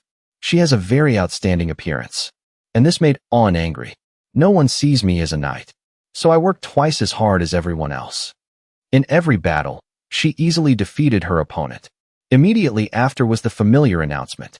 The winner is Coach. Even so, didn't stop. Even after defeating all the other apprentices, she continued to swing her sword, completely overwhelming her target. Then just repeated that cycle and showed the same result. In the end, everyone judged, isn't Miss our representative face? Protecting a beauty like Miss is a knight's honor. Hearing this, she herself gradually gave up. I couldn't become a knight. Returning to the present, On's body trembled. But she looked straight at Andrin in disbelief. He wants my potential and future as a knight. Because of her suspicion, she asked herself, is he being sincere? But very quickly, spoke up. Please promise me one thing. She proposed slowly. Please treat me not as a woman, but as a knight. In addition, was also a little cautious. If you can do that, I will do as your highness wishes. With that, Andrian just silently faced her. She didn't shy away but waited for his response. And finally, he quickly nodded. I promise. Receiving the answer, took a small step back. And under the sunset, she knelt directly before Andrin. At the same time, made an oath. I, eldest daughter of the Koj family, swear loyalty to Prince Andrin Leon Beck. In front of everyone, she continued, and I will dedicate my sword and the rest of my life to your highness. Bill also heard everything but remained silent. Andrin then drew his sword. As the rightful heir of Leon Beck, in the name of Andrin, I knight you. Bowed her head to receive his instructions. Be brave, be courteous. Along with the fiery red sky, he emphasized the last words. And be loyal. As time passed, returned to her diligent training. A few other soldiers began to gossip. Loyal to that scumbag? Isn't that ridiculous? And it's an oath based on a bet. We have to cancel it somehow. The other person just shrugged. But I heard she refused our help. Next, the information suddenly became even more distorted. Good heavens, from what I heard, isn't there something fishy going on? Is there some kind of relationship with the prince? Maybe he couldn't openly take her as a mistress for fear of his reputation, so he used the knight's oath as a cover. It was strange from the beginning. Why would she go to a shady match organized by that scumbag? When the news reached Andrin, he shouted, I'm going crazy. Am I some kind of villain? He even trembled with anger. I really am the worst scumbag on earth, aren't I? Beside him, he just quietly watched. Suddenly, he called out in a low voice, Your Highness. Cash immediately got straight to the point. About what you said that day. But he didn't understand right away. When, seeing this, he reminded him. A few days ago, on the day of the final duel. Andrin remembered after hearing this. Not a knight who protects me by royal decree. That. He quickly explained. Did that bother you? It's the truth. If there was a royal decree now telling you to go somewhere else, wouldn't you go? Then Andrin began to tease. If you want, you can also take the oath later. On the other hand, he hesitated to suggest. If I say I will take the oath, will you accept? However, he immediately shook his head. No. At the same time, Andrian was also frank. I don't want you. Raising you is no fun at all, Cash. Seeing this, he laughed happily. Is that so? In return, Andrian was thinking to himself, I'm not kidding. I'm serious. Later, in his hand was a notice. What did I do? Even Andrin was bewildered. I can't believe they lifted the house arrest a month and a half early. In his mind, he vaguely remembered that angry look. After acting as if they would lock me in the crown prince's palace and never see me again. Thinking about it, he just shook his head. I don't understand what that man is thinking anymore. Meanwhile, Cash was curious. Aren't you happy that the house arrest is over, Your Highness? Andrin replied nonchalantly. I don't really care. Even if I leave the palace, I have nowhere to go and no one to meet, since I don't know anyone. As for Adilia, she was suddenly startled with shock. Then she awkwardly reported, I'm sorry. I just saw an invitation sent to Your Highness. Adelia's attitude made him quite wary. An invitation? At this moment, she hurriedly handed him the letter. Yes, this is it. Andrin immediately took it and read it. A social club for special young nobles? Adilia explained. It's a social gathering that Your Highness used to be a member of. This time, he showed surprise. Me? Next, he wondered. Is it a strange place? At this question, she was quite confused. Well, Adilia hesitated to recount. For a woman like me, the elegant hobbies of young nobles are incomprehensible. In return, he decisively dismissed it. So it's a gathering of drinking and women. Forget it. I'm busy enough with training. Why would I go to such a useless gathering? Andrin's eyes saw something. On the other side of the letter, a person named Li Jun sent a respectful message. Then he gradually showed concern. Eli. Immediately, he remembered the information. It's a name I remember. According to my uncle, they were the family that stubbornly pursued the mana heart to the end and eventually declined 100 years ago. Finally, Andrin made a different decision. I guess I should attend. Adilia quickly accepted. Understood. I will prepare your clothes. As for Andrin, he thought to himself, I hope that family hasn't completely fallen. After possessing the body of the scumbag crown prince and starting to train and lose weight, for months had passed. The tailor exclaimed excitedly, Your Highness, are you satisfied with the outfit? I didn't miss any of your instructions. He proudly introduced every detail. The color is black. Looking at the new boots, he said, the pattern is minimalist. His appearance delighted the tailor. And the design is simple. However, Your Majesty is as majestic as ever, Your Highness. Andrin nodded while admiring himself. I've really lost a lot of weight. He quickly exclaimed, Your measurements have decreased by more than half.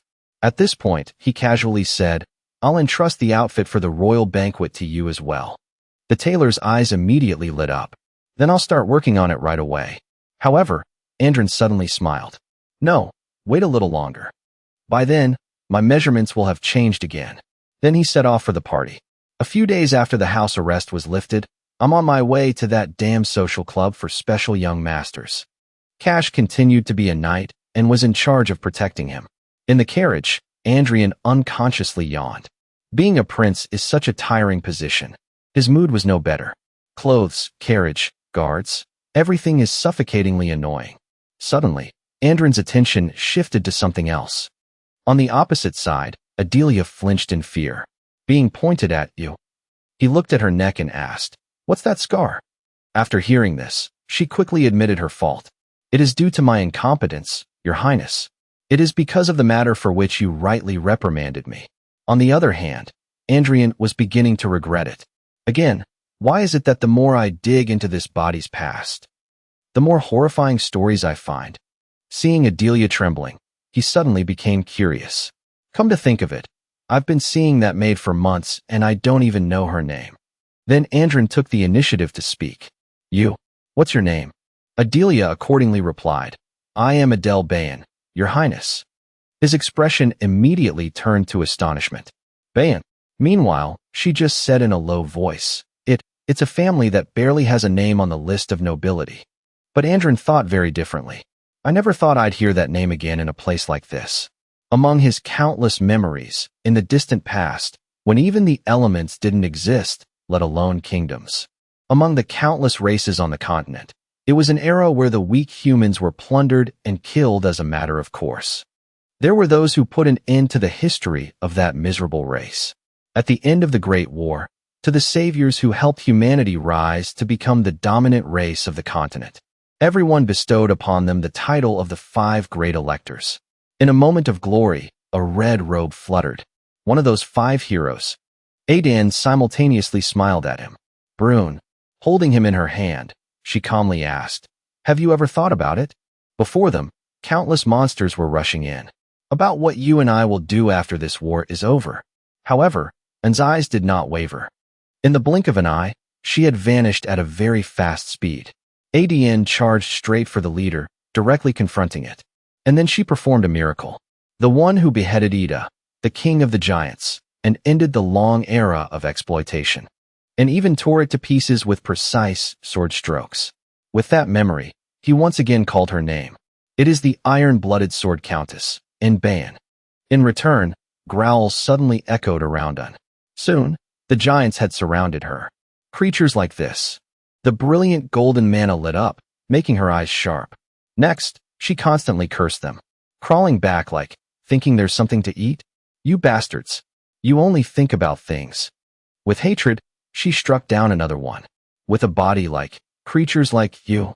Even so, her tone became even harsher. "Only choose to do things that do. You kids, like you should be so that." At that time, Brune was sweating from panic. Returning to the present, he quickly covered his hands. "Just thinking about it dirties my hands." Gradually, Andrian looked up. Anyway, a descendant of that ban. He stared at Adilia and wondered, what on earth happened to them to end up like this? Just then, Cash announced to him, "Your Highness, we have arrived." As usual, he opened the door and waited right beside it. "Your Highness." Andrian sighed and stepped out. Just in time. After walking a few steps, he suddenly stopped. Without a moment's hesitation, he pointed at Adilia. "Adilia, we'll talk later." And so, Andrian left the two people in confusion. On the other hand, as soon as he arrived, Bernardo welcomed him. "Your Highness." In addition, he respectfully bowed his head. "Have you been well all this time?" Bernardo of the Eli family greets Crown Prince Andrian Leon Beck. Then Bernardo smiled brightly. "I cannot express my joy at seeing you safe and sound." Andrian, on this side, was suspicious. This guy is a descendant of the Eli family? He looks like an idiot. But very quickly, Andrian was stunned. "You must have suffered a lot to have lost so much weight." With a certain thought, he snorted coldly in his heart. In return, Bernardo was quite confused. "Your Highness, is something wrong? Are you still feeling unwell?" Andrian immediately denied it. "No, it's nothing. I was just thinking that it's good that I came here." Next, he patted the other person's shoulder. "Thanks to you. Today will be very interesting." With that, Andrian turned away in a very good mood. Soon, unpleasant words reached his ears. And then that girl lifted her skirt high, as if she had never known shame. Right next to him, a guy was playing tricks. "That girl has really smooth skin," the young lady said shyly. "Oh, don't tease me anymore. I hate it." In that atmosphere, only the two of them sat still. Bernardo now found it strange. Strange. Normally, this scumbag would be dead drunk and flirting all over the place by now. He carefully assessed him. His aura feels completely different from before. With that, a guy next to him suddenly stood up. Because he was drunk, he calmly spoke up. "I heard, Your Highness." His tone was somewhat sarcastic. "That you picked the flower of the Iron Lions. The rumor is spreading everywhere." In return, Andrian just glanced over coldly. Meanwhile, a few others quickly interjected. "I was a step too late. I've had my eye on that woman for a long time too. If I had known this would happen, I should have taken her oath first." He laughed perversely. "Just seeing her in her armor is beautiful enough. I wonder how amazing the body under that armor is." Just then, he suddenly asked, "Hey, do you have any siblings at home?" The other guy was immediately stunned. Then he replied as usual, "Have you forgotten? I have a younger brother."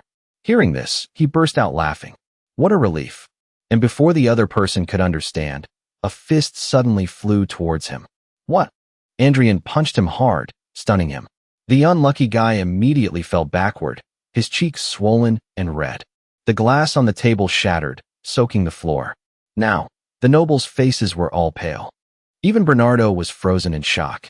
As for Andrian, he cheerfully continued, "A relief that your family line won't be wiped out."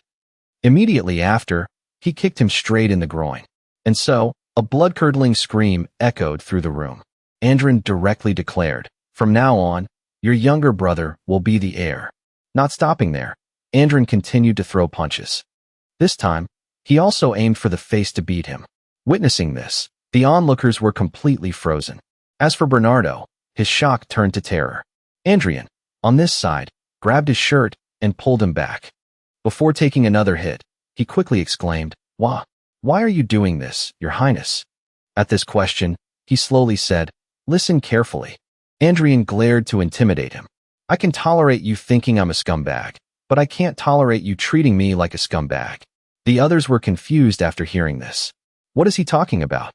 On the other hand, he began to vent his anger, meaning, "You need to be beaten a little more." This blow sent him sliding a long way across the floor. The atmosphere immediately became tense as everyone was afraid. When Andrian approached, the noble had already passed out. Seeing this, he called out, "Eli." He quickly knelt down. Yes, Your Highness." With a pleased look, he joked with Bernardo. "Didn't I say it earlier? Today seems like it will be very interesting." This scene made him tremble with fear. Why is this madman suddenly acting like this? At that moment, he suddenly requested, "Go call the royal knights here." After hearing this, he quickly rushed off. "I obey." While Bernardo left, the room returned to its tense state. Andrian glanced around and stopped at one place. He immediately gave an order. "The girls over there, leave this place."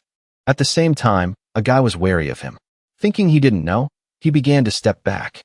However, Andrian noticed right away. "I said the girls." At the same time, he didn't forget to threaten. "If you want to leave, then go ahead. But if you go, you will leave as women." Remembering his previous action, they quickly stood still. Seeing that everyone was obedient, Andrian slowly walked around. His tone was as gentle as a story. "None of you bothered to kneel properly before a prince, nor did you show any respect." He reminded them bit by bit. "You mocked me right to my face." At this point, he glared and insulted my knight. Even so, Andrian deliberately asked, "In this case, what crime can be charged?" The knight Bernardo called immediately answered, "Because they have disrespected the royal family. It constitutes the crime of lèse majesté." The faces of some of the nobles immediately turned pale, and Cash continued to explain. "And furthermore, because they have challenged the authority of the royal family, this is also like the crime of treason." Then he stood solemnly next to Andrian. "Please give the order, Your Highness. Who shall we make kneel?" At this question, the corner of his mouth curved up in amusement. Very quickly, Andrian gave the answer. "All of them." After that party, the emperor directly questioned him. "You caused a big scene right after your house arrest ended." He immediately recounted everything. 14 children of nobles have been arrested. Lèse majesté, treason. You've pinned every serious crime you could find on them. Finally, he asked in a low voice, "Do you realize what you've done?" At this moment, the emperor was very angry. "Because you have used the authority of the royal family, they must be severely punished. But with 14 families involved, we cannot just ignore the fierce opposition." As if understanding this, he calmly said, "Are you worried about the opposition, father?" Then Andrian casually explained, "They are the ones who are cast out even within their own families. They are incurable trash, only tarnishing the family name if they are kept." Next, he proposed a solution. Send a letter. The emperor was puzzled after hearing this. A letter? To whom? He didn't beat around the bush. "You're asking when you already know, father. Aren't there people who can handle the gossip in each family better than anyone else?" Andrian smiled as if it were obvious. The siblings of those arrested scumbags. With that, he deliberately probed the emperor. "Am I wrong?" In the end, he had to give the order. "Leave." This made him very pleased. "I obey." See, nothing to say, right? When he returned, Andrian tried to act harmless. "Now, you don't have to be so tense. I won't harm you." Adilia, on this side, was terrified. "Your Highness, what did this humble maid do wrong?" This reaction unconsciously made him feel guilty. This scumbag must have tormented her a lot. Andrian himself remembered his previous words. It's a family that struggles to even have its name on the list of nobility. He quickly came to a conclusion.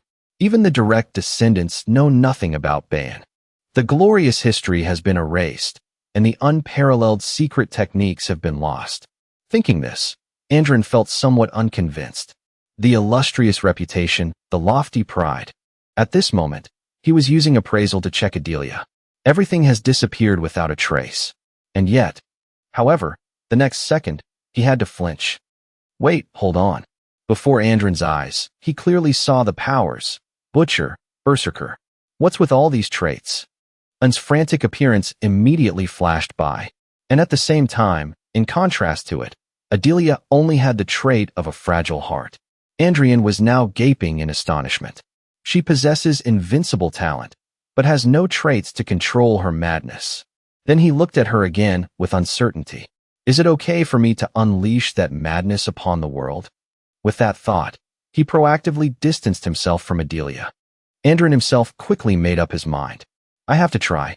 In his mind, he had already made a plan. After all, it's an S-rank talent. And conveniently, there's a trait I can take advantage of. The skill he wanted to use was called servitude, a trait that feels extreme happiness in the existence of the master one devotedly serves. So, Andrin immediately exclaimed, Adele Bayan, swear loyalty to me. In return, she was very surprised. What do you mean by that? However, he still said decisively, I told you to become my knight, right here, right now. As expected, she quickly knelt down. Your Highness, that is not a task that this humble maid can undertake. Next, he began to set conditions. You said your family is very obscure. I will take responsibility for your family. Andrin's tone immediately became serious. In return, you must swear loyalty to me and serve me as your master. With that, he observed her expression. If you can't control your madness on your own, I will take the reins for you. As for Adilia, she asked awkwardly, will you really take responsibility for my family? He quickly answered, yes. Next, Andrin affirmed, if you wish, I will summon them to the capital so you can meet them anytime. And this time, she looked very happy. I will do as you say. Then Adilia quickly bowed her head. Adilia, eldest daughter of the Bayan family, swears loyalty to His Highness, Crown Prince Andrin Leon Beck. On this side, he silently looked at her. I will serve you as my master and dedicate my entire life to you. After she finished her oath, he reached out his hand. Andrian directly declared, from now on, you will obey my orders unconditionally. She immediately responded, I obey. At that moment, Adilia gradually revealed an unusual excitement. That reaction made him quite confused. Was this the right choice? From the day he took Adilia as his personal handmaiden, the rumors about Andrian grew louder and louder. I heard the Crown Prince, who has been quite quiet recently, has started his thuggish ways again. Not only did he use despicable means to force a knight to swear loyalty, but he also summoned the children of nobles, beat them up, and threw them in jail.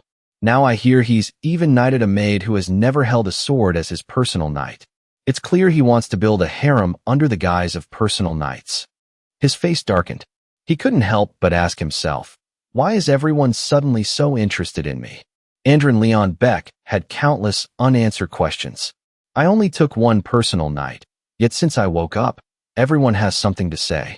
For example, his beloved old father, Emperor Leon Beck. I'm having a headache dealing with the mess you've caused, yet you're here indulging in women? Next, there was the familiar bite of his scarred-faced uncle. How pathetic. Have you given up on that bet already? Even the young Julian Leon Beck put on airs because of this. Knighting a maid. That's just your style, isn't it, big brother? With these words swirling in his head, he looked helpless. I don't know how rumors spread so fast. Just then, a maid entered and announced, Your Highness, the Queen has arrived. Andrian Leon Beck jumped up in protest. Oh, come on. A moment later, Queen Leon Beck appeared with a disappointed voice. I thought you had turned over a new leaf. It seems you're planning to go back to your old ways. She spoke in a low voice as if she had something difficult to say. Actually, that's for the best. The next words made Queen Leon Beck's face turn even more sullen. Once you choose a wife and settle down, you'll surely stop this wandering. Suddenly, Queen Leon Beck frowned and declared firmly, Trust me, this time, I will definitely find you a worthy wife. As soon as she finished speaking, she didn't give Andrin a chance to reply and turned to leave. I don't know what to say anymore. A month later, he summoned Adilia Bayan to his room. Will I have mana now too? Andrin Leon Beck smiled and nodded. That's right. A very special kind of mana. No sooner said than done. A blue magic appeared in the palm of his hand. As soon as he stimulated the energy flow in Adilia's body, it immediately turned yellow. Though the world has completely forgotten the sword countess, I have not forgotten anything. The footsteps she left behind, the sword dancing on her fingertips. The soul of the sword countess cradled Adilia in her arms. And the one thing a true swordsman cannot lack is the majestic beat of her own heart. When the mana was fully absorbed, the system displayed a notification. Adilia Bayan has sensed mana. Andrin nervously waited for the next result. You have successfully imprinted mana on Adele Bayan. The mana has successfully taken shape in her body. At that moment, her eyes opened wide with light. A mana heart has been created. Adelia's cheeks flushed with astonishment. She asked in a small voice, "Is this mana?" Andrian slowly and calmly explained clearly. "What you just did is the method of forging a mana heart. From now on, practice on your own whenever you have time." After these words, he collapsed to the ground from exhaustion. "Your Highness." Adilia saw this and cried out in alarm. "Are you all right?" Andrian knelt down, but was still quite lucid. "I can't believe I'm in this state just from creating a single mana heart." He tried to sit up and shook his head reassuringly. "I'm just a little tired." Her eyes were fixed on Andrin's back as she asked, "Why would you go to such lengths for someone as lowly as me?" Without letting Adilia ask further, he casually shooed her out. "It's fine. You may leave." After waiting for a long time, Adilia still hadn't left. "Why are you looking at me like that?" Unexpectedly, she bowed deeply and said in a firm, loud voice, "I will be loyal to you for the rest of my life." Hearing these words, he was very satisfied. "Just don't forget that I am your master." Her eyes sparkled, and she clasped her hands together and replied, "Yes, yes, sir." With that, Andrin turned and left. A chilling thought suddenly crossed his mind. "I'm afraid you will forget." His face darkened. He emphasized one word. Truly. Time passed slowly. It had been a few days. Cash came to see Andrian with no small amount of caution. "Your Highness, regarding Ernest Sanching, I heard he is being held by the Royal Guard as a witness for the recent riot. It seems no one is allowed to see him until the trial begins." This made him quite curious, and he asked back, "A trial?" Andrin Leon Beck's face showed clear boredom. "Don't tell me I have to attend this trial too." He immediately replied, "The royal family does not need to go to court." A smile spread across Andrin's face. Good news. He already looked bored. But a trial? They're really making a mountain out of a molehill. Seeing Adilia on the other side, Andrin had something to ask. "Adilia, how are you doing?" "Yes." She froze for a second. "What do you mean?" He rested his chin on his hand and questioned her. "Your mana heart, has it stabilized yet?" Adilia Bayan understood his meaning. "Yes, it has, Your Highness." As if receiving a signal, Andrian sat up and said, "From today, you will join me in training. Go change and meet me at the training ground." Seeing her hesitate, he reminded her in a hoarse voice, "And throw away that rag. You're a knight now." A little later, Andrian was warming up at the training ground. Just then, a familiar voice rang out. "What do you think you're doing?" Bill Van Hell's face came into view, annoying him. "Can't you see? I'm warming up." He interrupted in a low voice. "Not you."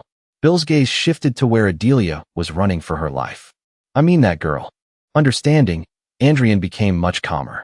"Haven't you heard the rumors? I'm training her to be a knight." This made Bill even more furious. "Is the title of knight something trivial to you? Given the current situation, how can you be so careless?"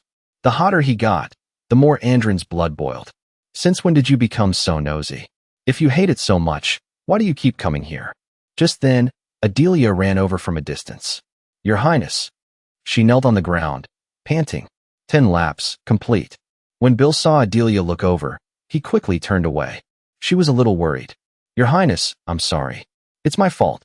Andrian directly brushed it aside and said, "Forget it. Take this.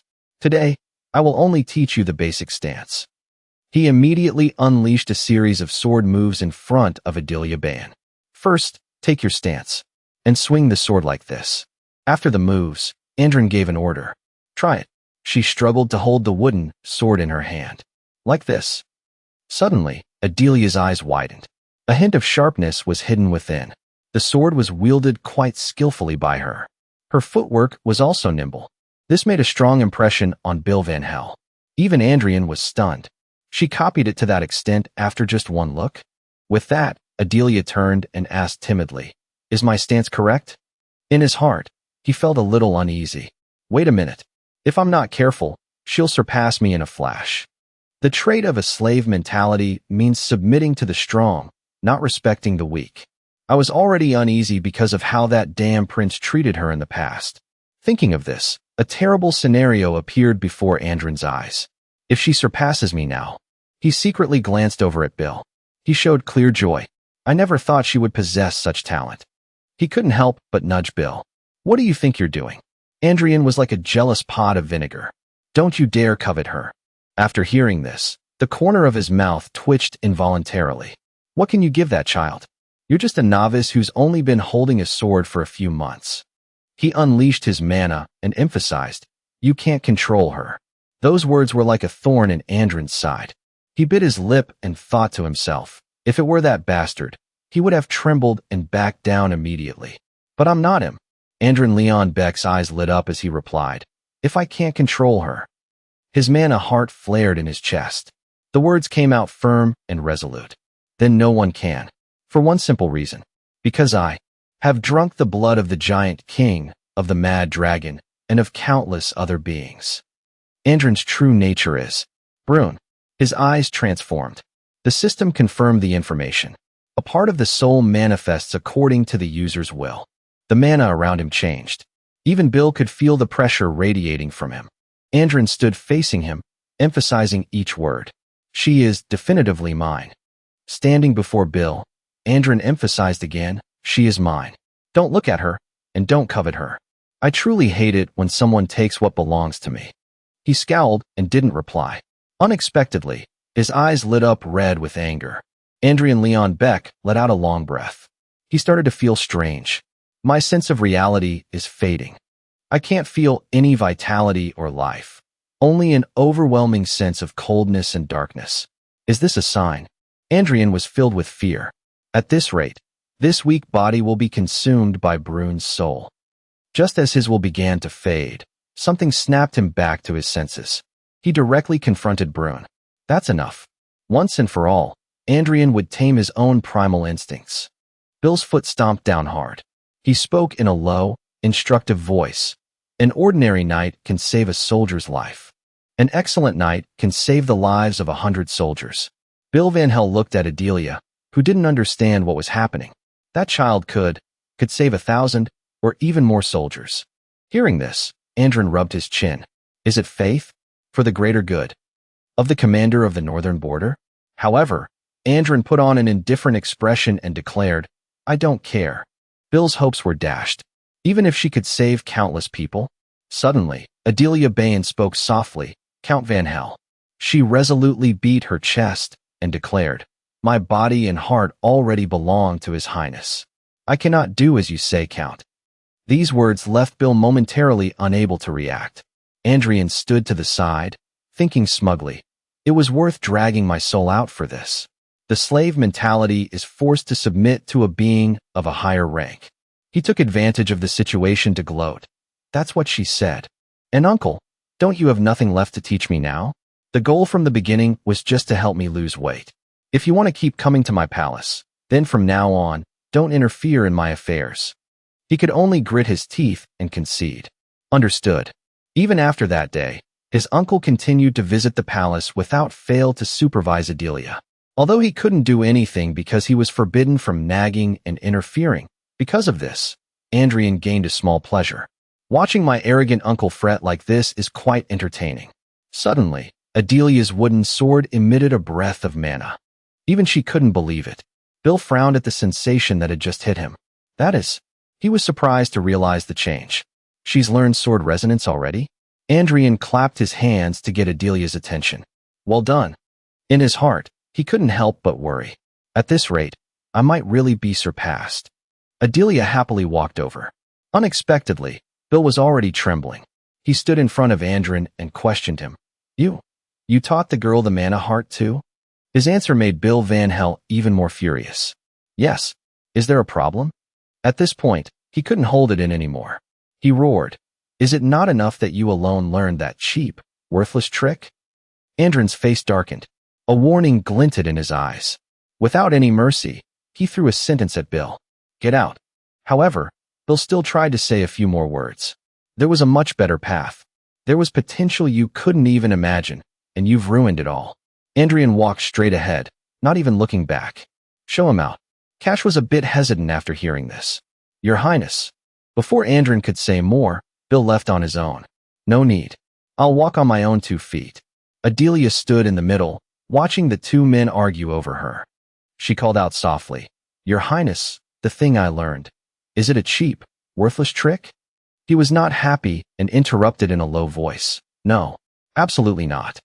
Adelia's innocent eyes widened as she continued to ask, Then why did the Count say that? Andrian just replied nonchalantly, Because he doesn't know. The people of this era have completely forgotten what a true mana heart is. If they hadn't forgotten, they wouldn't have thrown it away like an old pair of shoes. He said this while ignoring Bill, who was gradually walking away. You'll know soon enough. The true power of the mana heart. A few days later at the training ground, a wooden sword was stuck firmly in the ground. Andrian crossed his arms and glanced at it without a word. Then he looked up and teased Bill Van Hell. You act as if you'll never come back. He just threw out 3 words. Prove it. I will only use 1 Sigma circle. If you can push me back even half a step, I will acknowledge you. Andrian Leon Beck didn't hesitate to grasp the hilt of the wooden sword. What was that bet from back then? He swung his sword with a loud whoosh. Grant 1 wish. Bill glared at him with a cold, loving look. If you win, I will grant you 1 thing, whatever it is. If you ask me to teach you the secret techniques of my family, I will do that too. Andrian's lips curled into a provocative smile. That's not what I want. He casually went along with it. All right. First, Andrian rushed forward. His first target was his neck. Let's fight. At this blow, Bill just calmly exclaimed, aiming for the neck right from the start. The sword path is as deadly as ever. Another strike. Bill leaned back to dodge. He was so angry he bit his lip. Immediately after, a dozen sword strokes were all cleanly dodged by Bill. He was so bored he decided to create a variable.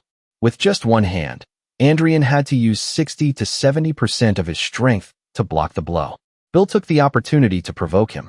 Is that all you've got? Andrian was insulted, and his pride flared up. But the first thing to do was to create some distance from him. Seeing this, Bill inadvertently let his guard down. Have you given up already? Andrian stood up, gripping the hilt of his sword once more. Not a chance. He was truly someone who knew his place. He's annoying, but what needs to be acknowledged must be acknowledged. My uncle is very strong. An uncle like that is waiting for me to draw out my mana, to give me another taste of bitter defeat. With a mana heart at this level, I will definitely lose as he predicts. Thinking this, he decided to switch to a verbal battle. Isn't it strange? Bill's face wrinkled in confusion. Immediately after was Andrian Leon Beck's explanation. 400 years ago, countless knights used mana hearts and achieved incredible feats.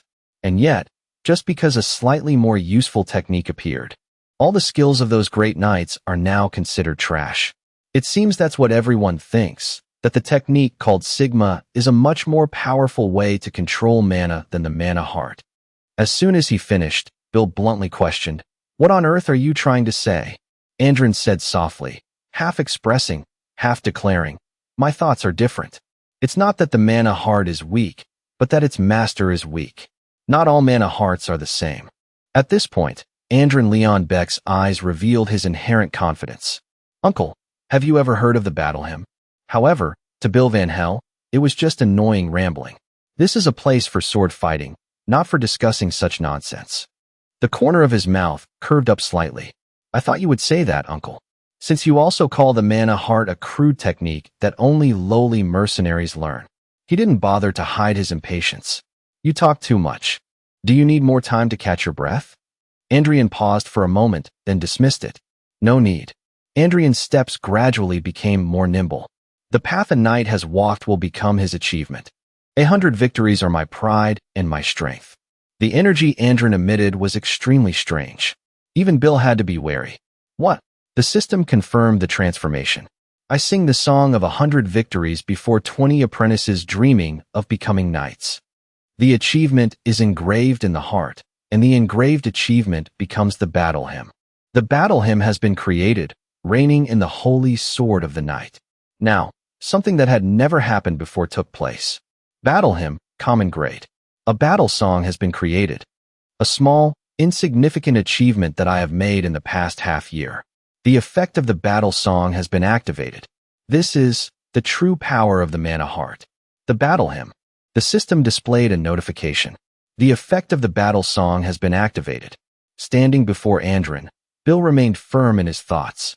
No matter what you do, it's all the same. He frowned, dismissing all of his ideas. As long as you possess a mana heart, you cannot defeat Sigma mana.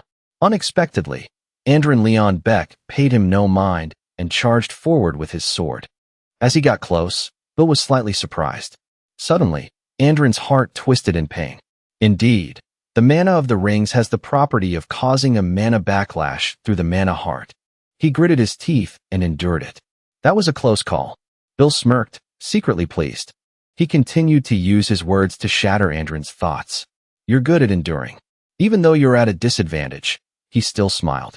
However, to obtain this song, I have sparred over 100 times and endured the mana of the rings over 1,000 times. A power forged to deal with knights who use Sigma. While clashing 100 times, I have endured 1,000 waves.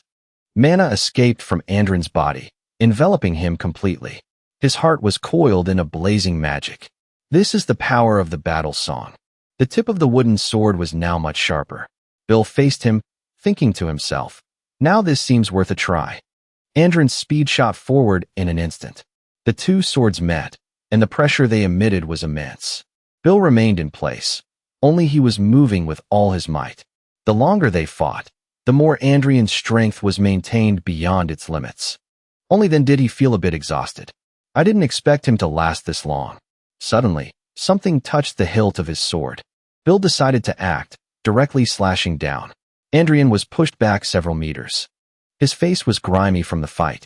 He asked in a serious voice, how was it? Before he could finish, he was interrupted. I told you so. Not all mana hearts are the same. Bill's magic circle lit up. You're really strong. He unconsciously moved his foot from its original position. Then he put his strength into a basic strike. Andrian's body couldn't withstand the force and was sent flying. Time had passed for too long. Bill Van Hell's endurance also had its limits. I won't play around anymore. Just being able to endure this long is commendable. I will praise you. He didn't care, just try to crawl up and think. As expected, a high-level battle hymn. Common is not enough. However, not stopping there, Andrin continued his story. 400 years ago, the knights made a grave mistake. They left no enemies for future generations. In the beginning, everything was surely passed down intact. The techniques, the swords, the proper methods of training the heart, and even the glorious battle hymns. But time has gnawed away at those glorious achievements, and eventually caused them to be forgotten. The stories of dragons never seen, and giant kings never heard of. They must have become wild legends. Of course, new battle hymns were created. However, at best, it was a victory against 10 knights. At best, it was the achievement of defeating 100 soldiers. At best, it was a song built when facing humans. With levels that cannot become myths or heroes, it cannot withstand the new wind. Andrin's eyes didn't waver in the slightest. Sigma, with such cheap techniques, you cannot reach transcendence. After hearing this, Bill Van Hell questioned, are you drinking in broad daylight?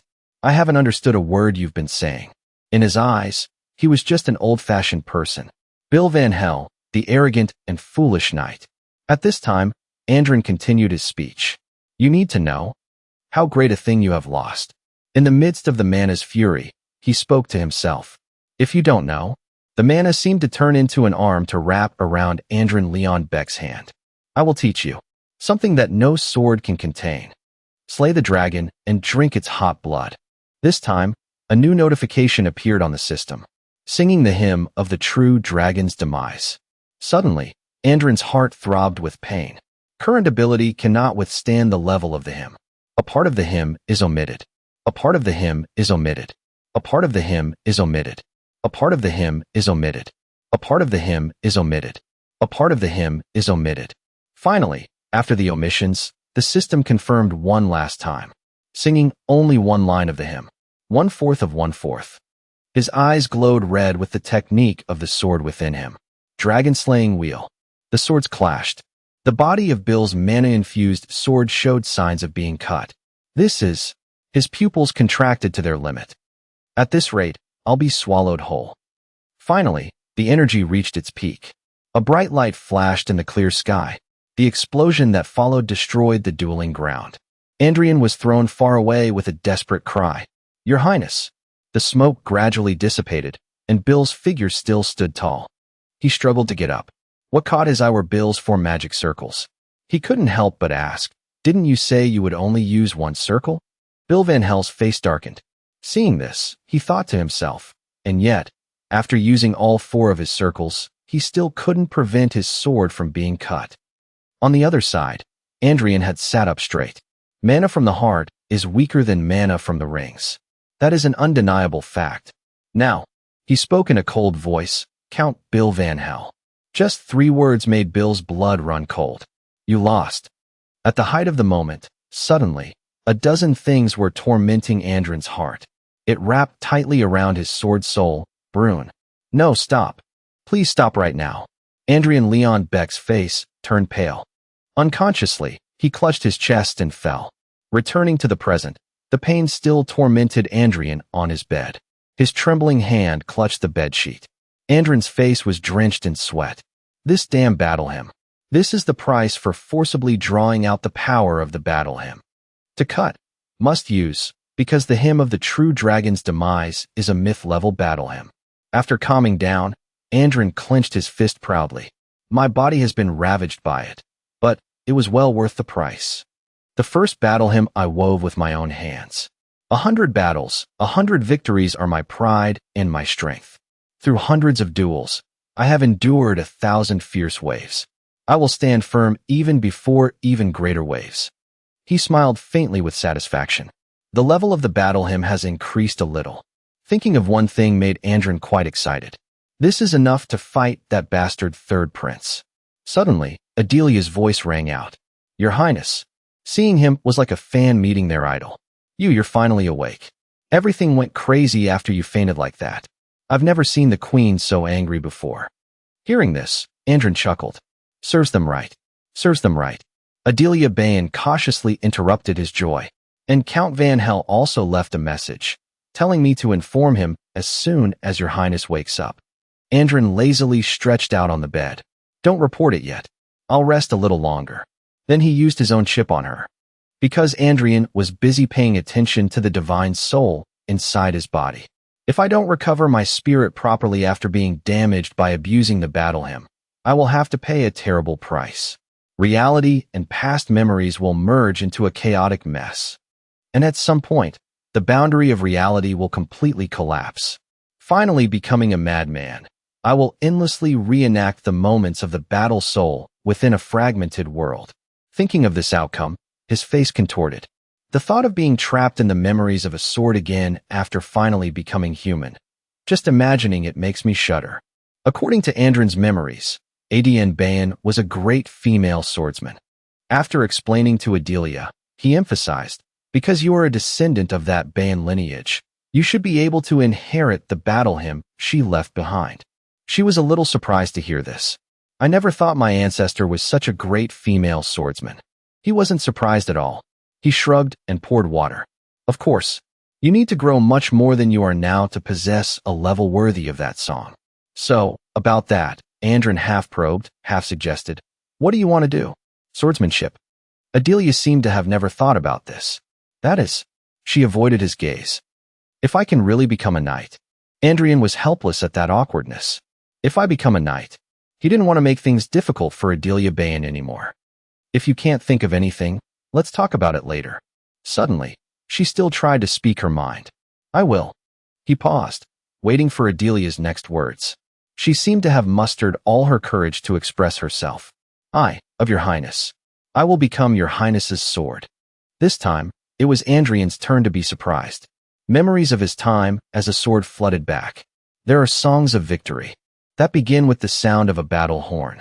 And there are also songs of victory that begin with the first step across a field. There are also stories that begin with a deeply engraved oath. The oath Adilia made rang out. To live for your highness for my entire life. I will dedicate everything to your highness.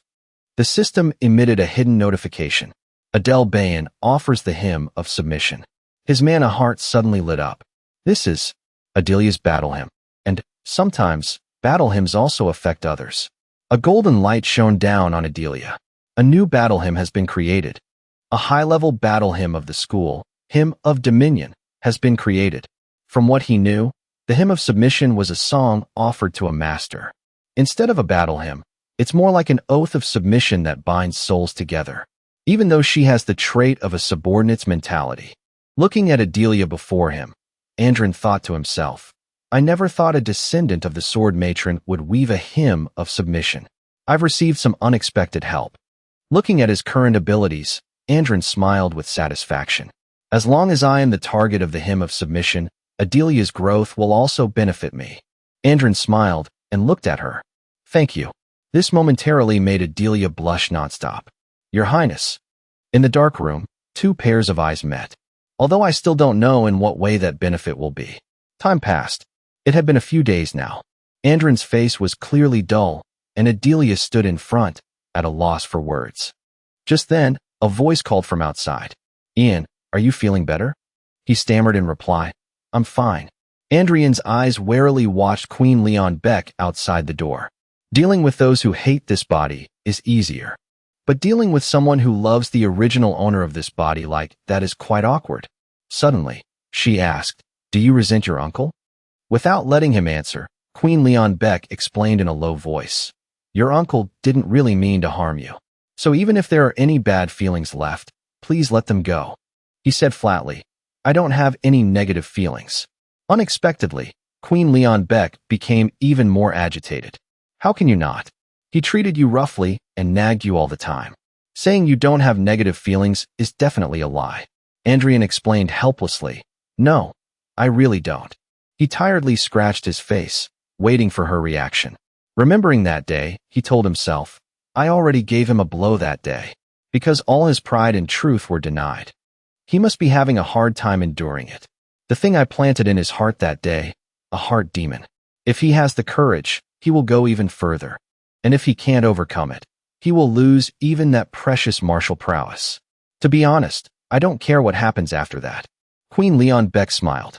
She recounted as if reminiscing. Your uncle has spent his whole life attached to his sword more than to people. So he's a bit clumsy and rough. However, recently it seems he's very proud of you. He even personally persuaded His Majesty. The next words made Andrin's careless thoughts waver. Thanks to him, your house arrest was lifted earlier than expected. But trouble came as soon as the house arrest was lifted. That was when Andrin threw a fit and declared, Arrest all of them. She let out a long sigh. Your uncle's position must also be very difficult. As for that, he stared blankly for a moment. Is that why he seemed displeased? Andrin rubbed his chin and thought for a moment. But a big question appeared in his head. Why would that man do that for me? After the day Queen Leon Beck visited, another old man appeared. The old scholar Niccolo Machiavel. He smiled like a multi-level marketer. Your Highness. Andrin felt a chill and bluntly cut him off. I absolutely refuse. And Adilia stood silently to the side, observing. Unexpectedly, he used the old trick again, lying on the ground and crying. Really? Why do I have to study? Niccolo remained in place and said, If you don't study, what's the difference between a human and a beast? Hearing this, he jumped up angrily. Are you calling me a beast? He patiently and gently advised. You have only just begun your studies, Your Highness. So I cannot yet call you a beast. Andrin roared in protest. I haven't even started yet. Don't play word games with me. With that, he sat down on the floor in a huff. I may look like this, but I already know everything I need to know. I'm saying I don't need to learn anything more, understand? Niccolo Machiavel continued with his multi-level marketing tricks. If you are so determined, then let's do this. You will discuss a few topics with me. If your skills are truly as you say, then I will also not come to see you anymore, Your Highness. The opportunity came in a flash. He immediately agreed. That sounds good. The discussion took place, followed by Andrin slamming the table. Yes, exactly. That's why you must always watch your back. It's human nature to climb on top of you if you show too much tolerance.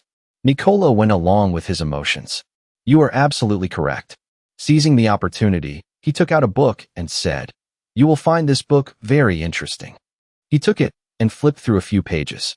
Here, it evaluates the relationship between a monarch and his subjects as a type of contract or transaction.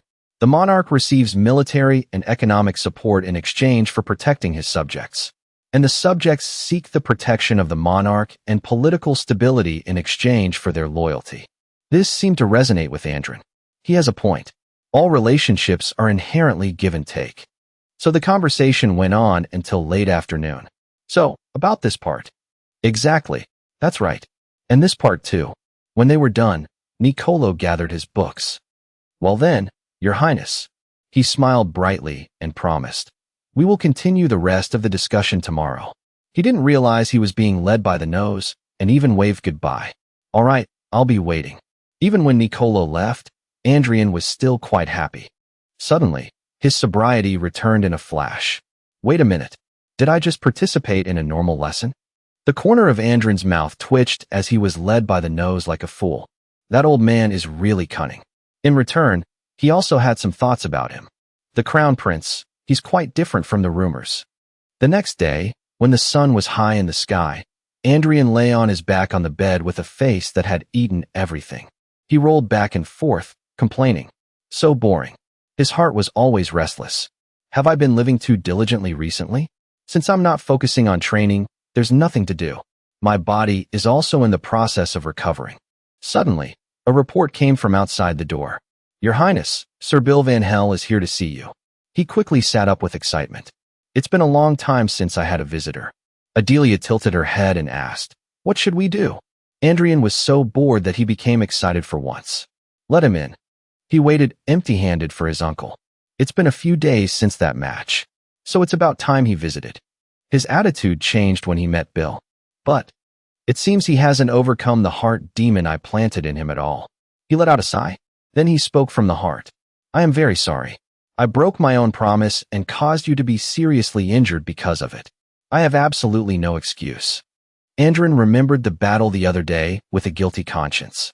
The reason I have to recuperate is not because of my uncle's sword key, but because I overused the true dragon's demise battle hymn.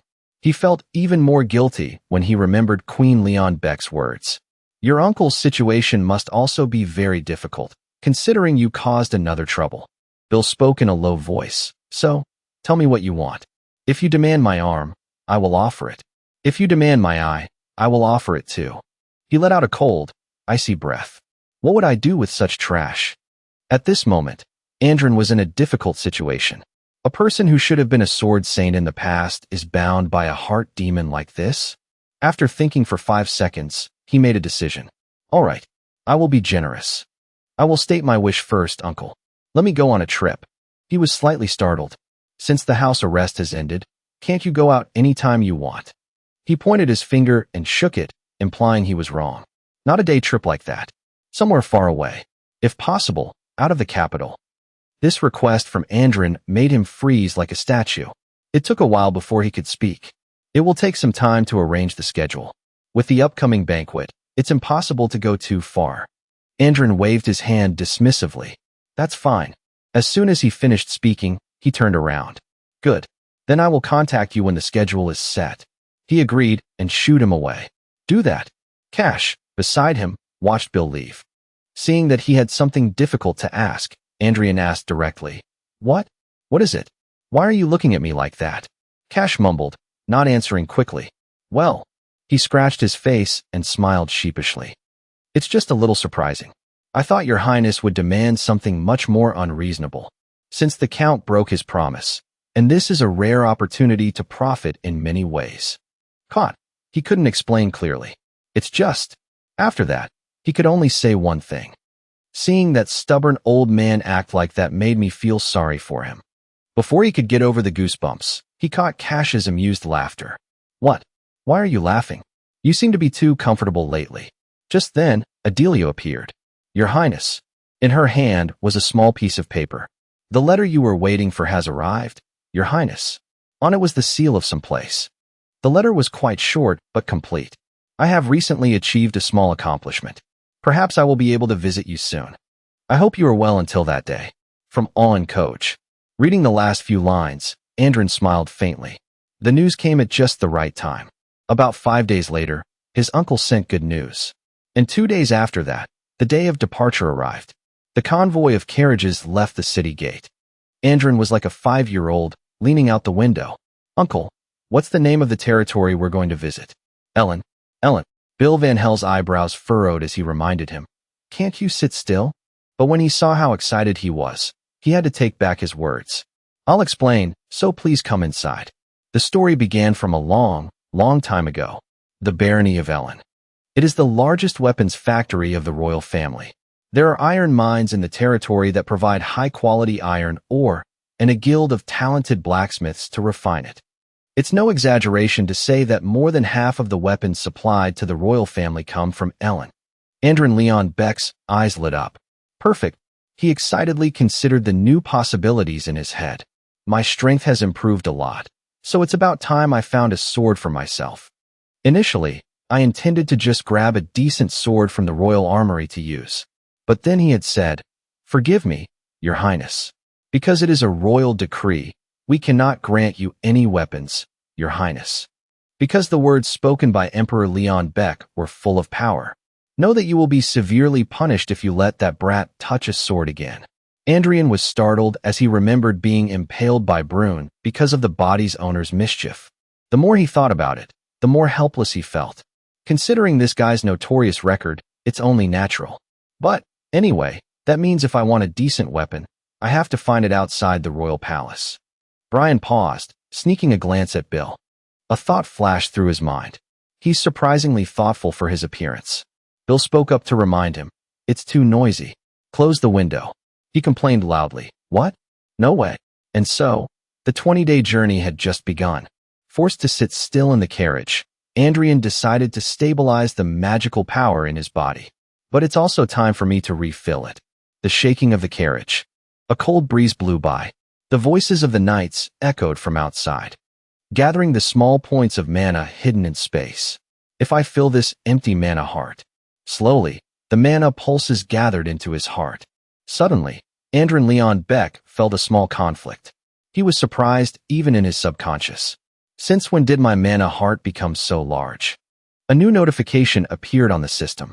You have attempted to perform an extraordinary feat beyond your capabilities and have seen a part of that colossal will. As soon as he finished reading this line, he thought to himself, that is the effect of forcibly using the hymn of the true dragon's demise.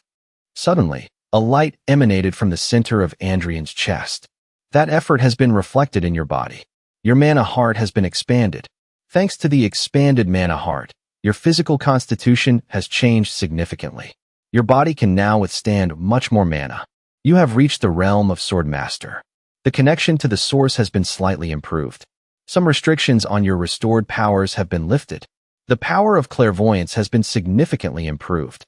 The power of clairaudience has been significantly improved. From Adilia's perspective, she only saw him behaving strangely. Your Highness. Unexpectedly, he didn't care and even waved his hands and feet around. After finishing his martial arts, Andrin clenched his fist in excitement. I've taken another step forward. The group of people and horses had reached the first location, Ellen County. As soon as Andrian stepped down, someone came to greet him. I cannot express the honor of meeting you in this way, Your Highness. The two men in front of him bowed respectfully. EGA of the Ellen family offers his greetings. Terence, eldest son of the Ellen family, greets the crown prince. He led the group and replied politely, Thank you for your hospitality. EGA smiled politely and said, After a long journey, you must be tired. I will lead you to your room to rest first. Andrian didn't reply immediately. He looked around. In Andrin Leon Beck's heart, a few comments appeared. They say this is a place that produces weapons, and as expected, the entire mansion is filled with all kinds of weapons.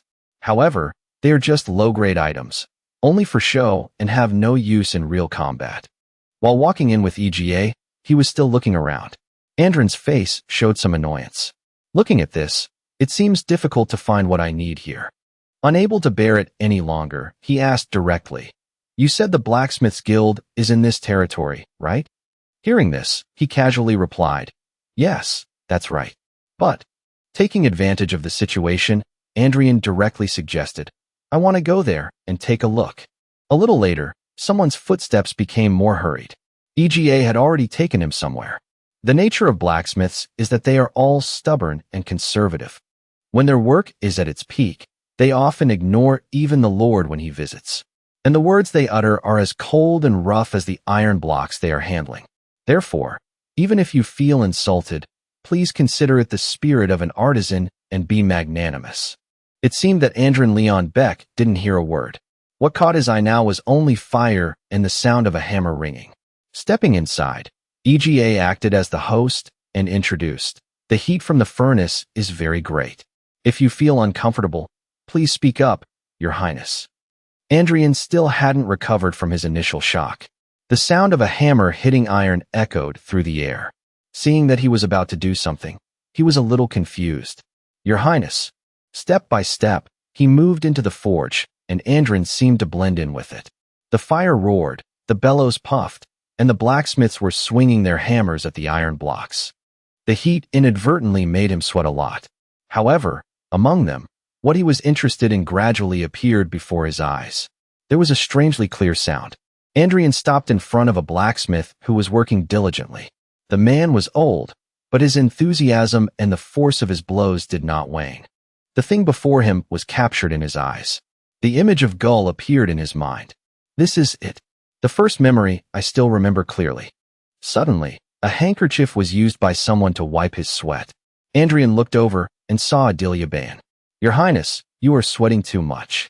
Only then did he realize with a start. Then he quickly turned away, rejecting her concern. He continued to watch the old man forging the sword. The head blacksmith gathered the workers and came to see Andrian. "These humble servants greet the crown prince." EGA continued, "This person's name is Jackson. He is the one who runs this blacksmith's guild." He didn't bother to pay attention. "I see." However, Andrian only focused on watching the old man hammering the sword. Thinking that he was unhappy, Jackson angrily shouted, "You! What are you doing? Stop what you're doing and bow to His Highness." Unexpectedly, this made Andrian angry. "You're too noisy." His eyes showed clear annoyance. The group of blacksmiths also fell silent, not daring to say anything. The red-hot sword also smelled of smoke. He turned his head and looked around. It was clear that they were forced to come here while they were working. Thinking about it, Andrian spoke up to remind them, "Doing things that I didn't even order. The iron will cool. Unless you want the fire in the furnace to go out too, then just keep standing there." As soon as he finished speaking, the group of blacksmiths swarmed out. "What are you doing? Hurry up and grab your tools. Pump the bellows." They left, leaving Andrian standing still and observing. The space around him seemed to stand still. The man in front of him didn't stop at all. The old man's hammer blows were steady, not missing a single beat. Andrian had no intention of disturbing him, just observing his every move. In his eyes, the light from the sword was clearly reflected. It was as if he was surrounded by fire. The body of the sword naturally glowed. His gaze was fixed on the man. The more he sweated, the faster he breathed. Andrian wondered, what is this feeling? The tour of the factory was over. EGA saw Andrian out. For whatever reason, he has been repeating the process of forging and then melting down swords for the past 6 months. Hearing this, he was a little curious. Are they defective products? He shook his head sadly. It's hard to say. The story was slowly told by EGA. The swords he makes are all considered masterpieces. That's why he's called a master swordsmith. Even the swords he's made so far are extremely perfect to me. It's really a mystery why he melts them all down. The more he spoke, the more his confusion and regret became apparent. Furthermore, for the past month, he has barely slept and has just buried himself in his work. Since he's not young anymore, we can't help but worry. Andrian didn't say anything more, just took a step straight towards the mansion. A true artisan. Many days had passed since then. His Highness has been going to the forge early every morning and only leaving late at night.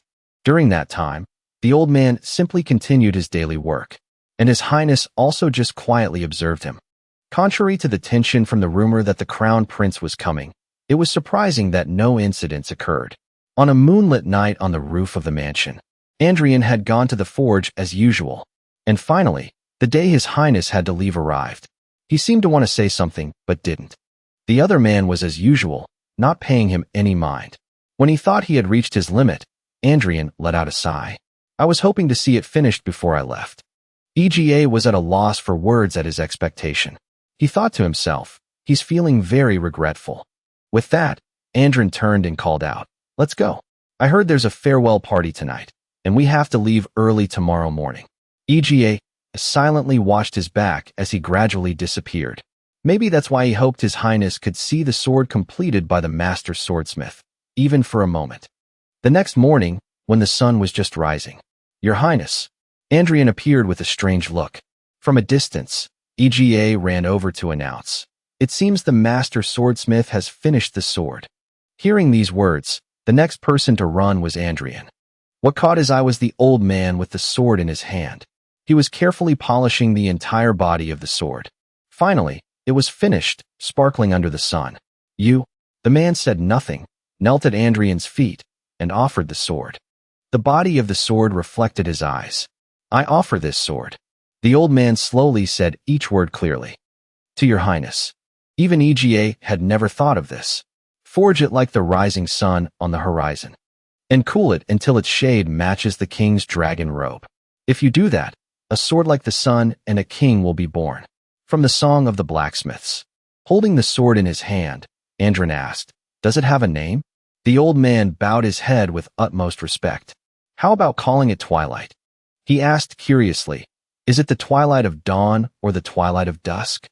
The old man slowly replied, "To me, it is dusk, but to your Highness, it must be dawn." After hearing this, Andrian burst out laughing. "You're quite eloquent for a blacksmith." Suddenly, the old man's tone dropped. He let out a long sigh. "That," the old man said as he collapsed to the ground, "is a relief." Before anything else, the man had fainted. Cash called softly by his ear, "Your Highness." He supported the old man and gave a reminder. "Tell my uncle I think I'll be staying here tonight." That night, a lamp was lit. Andrian sat alone inside, taking care of the man. The old man seemed to have regained some consciousness. "The moment your Highness stood behind me that day, the sword took shape as if destined. It was the sword itself that decided the day it would be born." He crossed his arms, the corner of his mouth twitching up slightly. "Is that what you think?" Andrian's face darkened as if he wanted to say something. "The truth is..." With that, he leaned over and whispered into the man's ear. After hearing it, the old man was startled. 3 seconds later, he screamed, "Good heavens! Then you are..." Andrian understood and quickly nodded in confirmation. So how could I not understand this guy's heart? When he understood everything, the man lying on the bed burst out laughing. He spoke with great satisfaction. "I see. Now I understand. Your Highness, please lend me that sword for a moment." He quickly handed the hilt of the sword to the man. "Here you go." The old man's trembling hand took back the sword. Sweat dripped down his face. "I pray that this sword will become as great as you are." Hearing this, his heart seemed to skip a beat. Andrian grabbed the man's hand and held it tightly. "It certainly will." And then, what was bound to happen, happened. It seemed the man had reached the end of his road. He had sacrificed himself to create the greatest sword. On that night, Andrian seemed to make a promise to himself. Certainly. The next day, another sword was packed in a box. EGA happily brought it to give to Andrian. Although one cannot simply discuss the value of a sword created with a whole soul, I believe it will be inconvenient for your Highness to use. I happen to have this magic sword that I would like to offer to your Highness. Please accept this instead." Andrian accepted it with a charitable smile. "It's very good." In his heart, he was secretly calculating. Although it's not high-end, it's a good mid-grade sword. Seeing his interest, he was also quite pleased. "Your Highness, what about that sword?" Andrian casually slung the sword at his side and replied, "Just the fact that it was created with all the heart of a famous master is already a huge gift. And you're planning to offer a magic sword as well." As expected, the loyalty of the Ellen family to the royal family is truly devoted. EGA was stunned, led by the nose by him. That, he had no choice but to bow his head and say, "It is the honor of my family." EGA screamed and tore at his hair. "I was going to use that flashy magic sword as bait to get back the master swordsmith's sword, But now I've just lost a good sword for nothing. A little later in a forest, Bill announced to the army, the carriages and infantry will follow slowly. The cavalry will advance at full speed. We are behind schedule, so we must hurry. Keep up, they replied in unison. Yes, sir. Andrian looked after him with a thoughtful expression. He blurted out, You seem busy, uncle. Come to think of it, I didn't see you at all while we were in the territory. Bill raised his head high and replied, His Majesty gave me a separate mission. He rubbed his chin, looking thoughtful. I guess my trip wasn't entirely free, was it? Bill didn't answer, just reminded him. All right, get ready. We plan to move quickly to reach the Iron Lion City by tonight, so we'll have to ride. Hearing this, Andrin seemed to remember something. About that. I don't know how to ride a horse. He was stunned for a moment. A dozen pairs of eyes were fixed on Andrin. I used to be a sword. How could I know how to ride a horse?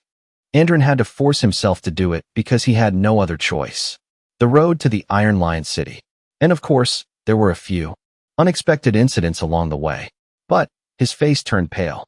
Although it wasn't half a day as originally planned, we also reached our destination after about a day. Standing in front of the city gate, he let out a breath. So this is the Iron Lion City? The footsteps of the soldiers moved in unison. The young man at the head maintained a respectful attitude. Emil of the Wallen family greets the crown prince. The Iron Lion Knights greet the noble blood of Leon Beck. Their hospitality made him feel cold. Your spirit seems a bit excessive. Andrin's eyes glanced at the soldiers accompanying him. As for the reason, well, it's obvious, isn't it? A fiery thought came to him. How about I stir things up a bit? From a distance, a person walked over. On. As soon as On heard it, she understood. Your Highness. She knelt at Andrin's feet and reported, I have counted the days just to see your Highness again. As soon as the words were out, dozens of fiery pairs of eyes looked at him. Oh, the reaction is quite immediate.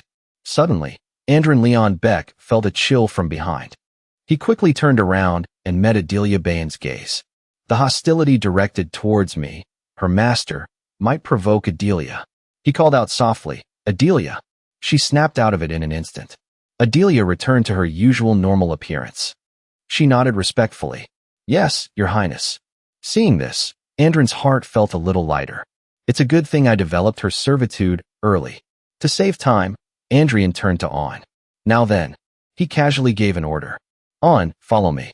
We have a lot to talk about later. In his heart, Andrin was plotting to stir up trouble. It would be even better if those behind you came along too. A month later, Andrian had taken off his outer coat and gone to the training ground, standing before On's fan club. He spoke frankly. I want to witness the swordsmanship of the Iron Lions, who are said to be the best in this kingdom. Who will show me the sword of the Iron Lions? All eyes turned to one person. He therefore also looked over. Seeing that they didn't speak up, Andrin said firmly, If my status is pressuring you, I, in the name of Leon Beck, guarantee that no one will be held accountable for the outcome of this competition. Still no one. Knowing that it wouldn't work normally, he resorted to a provocative tone. I never thought the famous Iron Lions would be so cowardly. It seems the title of the strongest in the kingdom is just an empty name. Hearing these words, a young man with orange hair stepped forward with his sword. I am Deo of the Danon family, he firmly declared. Although I am still too lacking to represent the sword of the Iron Lions, if you permit me, I will humbly stand before your Highness. He waved his hand, the corner of his mouth suddenly curving up. No need to ask for permission. I was the one who made the request first. As soon as he finished speaking, Deo strode forward. Well then, please be careful. He glared, revealing his sharpness. The two swords met, emitting a blue light. Deo coughed up red blood after just one touch. With just one move, he was knocked away. He slid a long way on the ground. Andrin's mana heart burned brightly. Next, Deo was knocked out, but the others also retreated. Among them, another brave one. Paul Tem. Deo is only a first year. I'm a third year. Before he could finish his sentence, he was also knocked out. Next were a few more who were no match for Andrin. I am Haley, a fifth-year knight apprentice. Rudit, 8th year. The sword of the Iron Lions never loses. No, only the sound of clashing swords echoed in the training ground. About 15 minutes passed. The Iron Lion squad was completely wiped out by Andrian. He looked bored. Really? Now I want to face the official knights. You guys move quite slowly. Andrian called out. On. Hearing this, she walked over. Yes, your highness. He smiled and winked. When I return, you will come with me. On paused for a moment. With that, she bowed respectfully. As your highness wishes. Suddenly, a man behind them spoke in a gloomy voice. Your highness. He smirked with satisfaction. Too easy. The man continued to present his case. I heard your highness is very fond of bets. How about a small wager to liven things up? If I defeat your highness. Before he could finish, Andrin cut him off. Rejected. On is not the prize of a tournament. She was so moved by this. Your highness. Andrian directly dropped the wooden sword to the ground and made another offer. How about we bet on something else instead? Cash, bring the sword here. He reached for the sword and said, if you win, I will give you this sword right here. On was quite surprised by his generosity. The other man was no less startled. She deliberately ran over to stop Andrian Leon Beck. Your highness, I should be the one. He casually cut On off. You are 100 times, 1,000 times more precious than this sword. The reason was that he always kept in his heart. Because the value of a sword master cannot be compared to an ordinary sword. The man excitedly nodded. Very good, your highness. He drew his sword and announced his name. Dunham of the Fahrenheit family. I am an official knight of the Iron Lion Knights, and I am on the verge of reaching the 3rd chain. He casually replied. So you mean you're still only a 2nd chain? He was so angry he couldn't speak. Putting that aside, Dunham raised the hilt of his sword. This sword is the 17th work made by the artisan known as the Master Swordsmith. If you win, this sword will belong to your highness. Hearing a familiar name, he burst out laughing. What a coincidence. Andrin quickly drew the sword that the old man had given him. Then he revealed a classic truth. I also happen to have a sword I received from that master. He emphasized each word. It is his 100th work. Dunham was now a little hesitant. I have never heard a rumor about that master making a 100th sword. Based on this, Andrin pushed harder. I guess not. It was his final work, just completed a few days ago. He was now a little angry. All right. Although your highness is walking a misguided path of the sword, I can see the tireless efforts put into that path. The cheesy words made Andrin even more amused. A misguided path? To show a little respect for that, I will give it my all in this competition. His mana heart was once again ignited. How mediocre. This position was never something to be called my own in the first place. The respect directed towards me is the gaze of the people I have gathered. It can only be described in one word. As long as it comes from my people, that is enough. With that, Andrin spoke in a low voice. Adilia, watch carefully. She was so surprised she couldn't react in time. Yes, huh? A never-before-seen mana erupted from him. Andrin Leon Beck firmly emphasized each word. This path is the path you must walk from now on. Adilia obediently nodded. Yes. The connection between her and Andrian was completed in an instant. Adilia said firmly, I will certainly do so, your highness. In Emil's room, steam rose from a teacup. Bill sat opposite him and asked, how many times have we visited the Iron Lion City? Ilo crossed his legs and replied, this is the 4th time. He rubbed his chin, deep in thought. According to Bill Van Hell's perception, the 4th prince had no interest in the throne, so he certainly wouldn't come. The 3rd and 5th princes had visited while the crown prince was under house arrest. Even the 2nd prince had just stopped by not long ago. Ilo put his teacup down on the table and said, no matter how bad his reputation is, it cannot be denied that the crown prince is the rightful heir to the kingdom.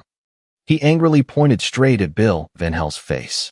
For things to have come to this, you certainly bear a great responsibility. If you, the commander of the 3rd Legion, had supported the crown prince even a little, his highness would not have become so isolated.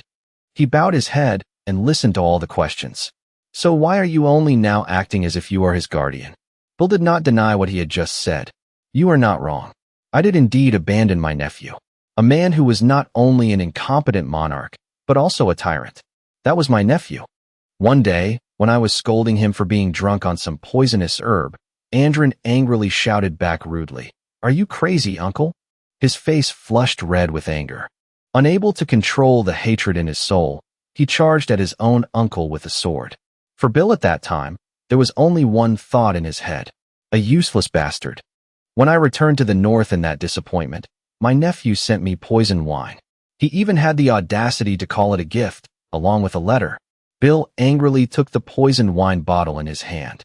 Without thinking for a second, he was determined to drink it all. When I used my mana to burn away that cheap poison he got from who knows where, I also burned away the last bit of family affection along with it. However, the bastard I thought would never change is now different. He endures harsh training and is getting stronger every day. Returning to reality, Ilo was still gaping and questioning. Didn't you say it yourself? That the crown prince must absolutely not become king. The teacup of bowing, Andrian's smile. The boy of today is a completely different person from before. Because of that thought, he decided to humble himself once. Give him a chance. At least so he can stand on the same starting line as the other princes. Not only that, Bill also bowed his head before Emil. I beg you. He was almost 70 years old and had never seen such a sight. I really can't understand. I don't know if you or the crown prince has changed. First, please raise your head. A person known as the Silver Lion. Before he could finish, a soldier burst through the door. Lord Wallen. The two of them frowned, looking quite surprised. The crown prince is. After receiving the news, Ilo went with Bill towards the training ground. No need to worry too much. Dunham knows when to stop, so nothing serious will happen. Throughout the journey, he constantly reassured him. Even in a real sword fight, he certainly wouldn't beat a royal to the point of unconsciousness. After hearing this, Bill spoke in a serious tone. The person you should be worried about right now is not the prince, but your knight. He, on the other hand, found it hard to believe. You've really become strange. Your face is pale, and you're saying unreasonable things. Before he could finish, a familiar figure fell right at their feet. Ilo immediately recognized the person on the ground. Dunham. By now, the entire training ground was in an uncontrollable uproar. Even Dunham was defeated. The prince won again. Ilo's face was blank for a long time. What is this? Bill was a little awkward, yet also proud. I told you so. Andrian wiped the dried blood from the corner of his mouth. In his eyes, Andrian was very different from before. He's not the one you need to worry about. He shouted loudly. Next. My uncle always said that a true knight only begins at the second chain. That's why Andrin fought so hard against Dunham. Throughout the fight, Andrin Leon Beck experienced it for himself. Those words were not an exaggeration at all. He also realized one thing. The current battle hymn is not enough. But I can't just use the hymn of the true dragon's demise on an ordinary knight. In that case, the system confirmed. Activating the collection talent. Chung. Andrin's mana heart pounded in his chest. The hazy steps became clear to him. Everything became still. The body no longer felt like his own. Andrin's eyes shone with a blue flame. It was that feeling. Exactly like that time. The moment Dunham was about to strike was replayed in his eyes. They clashed, sending sparks flying. As a result, Dunham was sent flying several meters. He was exhausted but was better off than the other. When another person fell, Andrian's voice rang out again. Next, it was still the same solid, reliable slashes. A sharp sword path and a confident half-smile. Andrin didn't hesitate to knock out his opponents in just a few short moves. Even as time passed, his strength showed no signs of diminishing. Andrin even took the opportunity to train himself. One by one, they were defeated like falling leaves. Andrin didn't spare anyone, fighting them all. The more he fought, the more ferocious he became. Sweat dripped down, soaking the grass. Andrin alone had cleared out the lion squad by late afternoon. He panted to catch his breath. Unexpectedly, the soldiers cheered loudly. BT has been defeated. That's the 5th consecutive victory for His Highness. Enduring 1,000 fierce waves through 100 battles, I will stand firm even before a greater wave. The system confirmed the information. A new melody has been added to the battle hymn. Only now do I rise with the sword in my hand. The system began to upgrade. The grade of the battle hymn has become extraordinary. The battle hymn changes to match its grade. The battle hymn has become the hymn of dueling. His mana heart had returned to a stable state. I've succeeded. By now, Andrian was so exhausted he couldn't stand. As his heavy body fell, a hand caught him. Are you all right? The soldier smiled and sat in front of Andrin. We express our respect for your highness's victory. Then they all cheered in unison. Respect the sword of the Crown Prince. Respect his fighting spirit. We express our respect for his victory. This strange reaction surprised Andrian quite a bit. What is this? Just a moment ago, they wanted to tear me to pieces. Ilo now spoke up to explain. They are simple people by nature. Swords and victory. Nothing excites them more. Looking at your face, you must have thought you would incur their resentment. Bill came before him, his eyes filled with pride. A fair defeat is more valuable than a dirty victory. When both sides have fought their best, does winning or losing still matter? Being praised, they felt a bit of pride. Even so, Dunham will probably regret it a little. The red-haired young man crossed his arms and laughed. Because he has to offer the sword he was always so proud of to his highness. This was followed by incessant teasing. How refreshing. He was too arrogant about that sword. Andrian lowered his face, laughing at himself. I thought everything I knew had been forgotten and abandoned along with the mana heart. But it seems at least one thing hasn't changed. The feeling he thought was lost, he could now enjoy again. It is the nobility in defeat and the respect for the strong. The spirit of the knights. After the cultural exchange, it was time for Andrian to pack up and return to the palace. But this time, he seemed a little reluctant. Well then, see you next time. Ilo placed his hand on his chest and bowed his head in reply. I wish you good health until then. He replied politely. You take care of yourself too, Count. After turning his head for 3 seconds, Andrian Leon Beck had something else to say. That's right, Count Wallen. Please keep what happened during my time here a secret. He tilted his head, expressing his curiosity. Wouldn't it be more beneficial for your highness to make it public? Andrian rubbed his chin, his face showing a mischievous look. He remembered his dear brother waiting at home. There's someone I want to tease a little. After leaving Wallen, the group of people and horses found a place to rest temporarily. We will camp here tonight. Cash informed Andrian of something. I will go scout the surroundings for a while. He nodded in approval. Go ahead. On behind him was still staring at Andrian. He turned his head and looked at her, feeling lost, and thought to himself, On will get used to it soon. With that, Andrian Leon Beck yawned and went into his private tent. I should go inside and rest too. Unexpectedly, Adilia was already waiting there. Your Highness, you're back. He was at a loss for words at her strange treatment. The person I took in was supposed to be a sword genius with an S-rank talent. Yet she's still doing things only for maids. Adilia didn't understand what was going on when she saw him sighing. Your Highness, is there something that displeases you? Andrian lazily stretched out on the bed. No, forget it. You may leave. She replied helplessly. Yes, Your Highness. After Adilia Bayan left, he tiredly thought about what to do next. The Iron Lion Knights are different from what I thought. When I use the power of judgment, most ordinary knights do not possess swordsmanship talent exceeding C rank. In the past, these were people who, even with a lifetime of harsh training, would have difficulty reaching the level of an intermediate swordmaster. Ordinary people who should have faded into obscurity. Yet people like that reached a realm equivalent to a sword master at only 22 or 30 years old.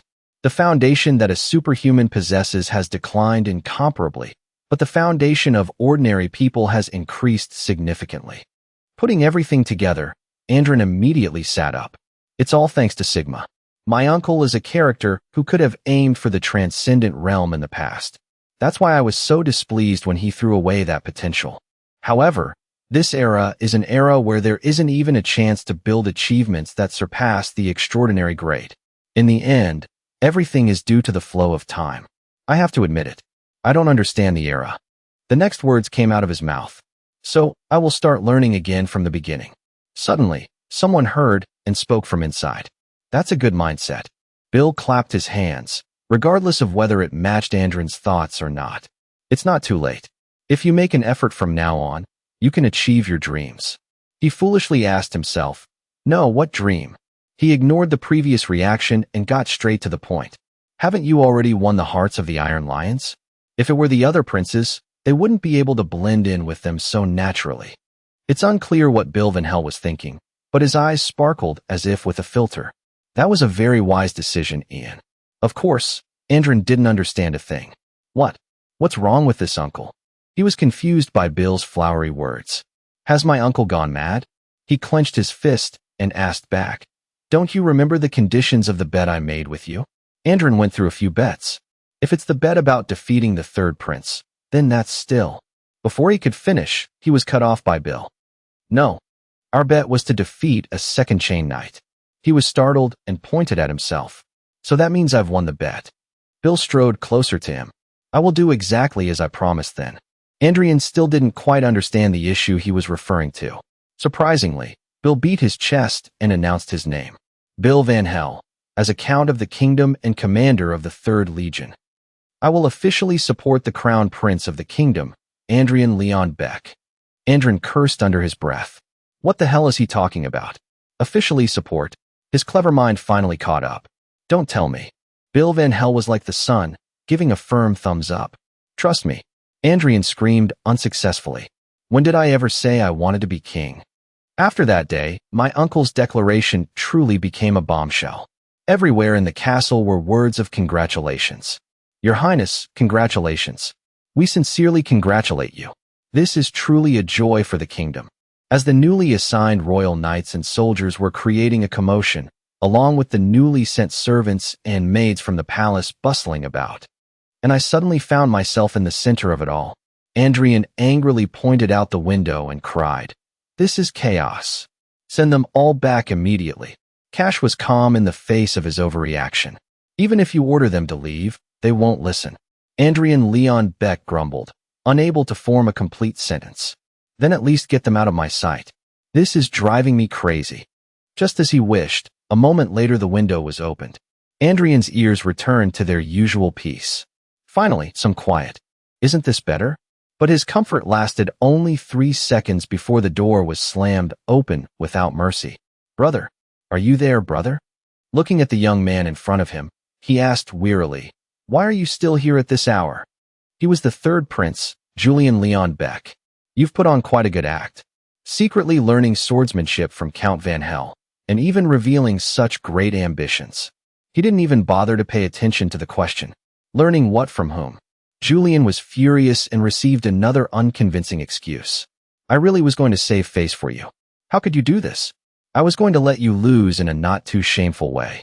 Andrian rested his chin on his hand and looked at him like a spoiled child.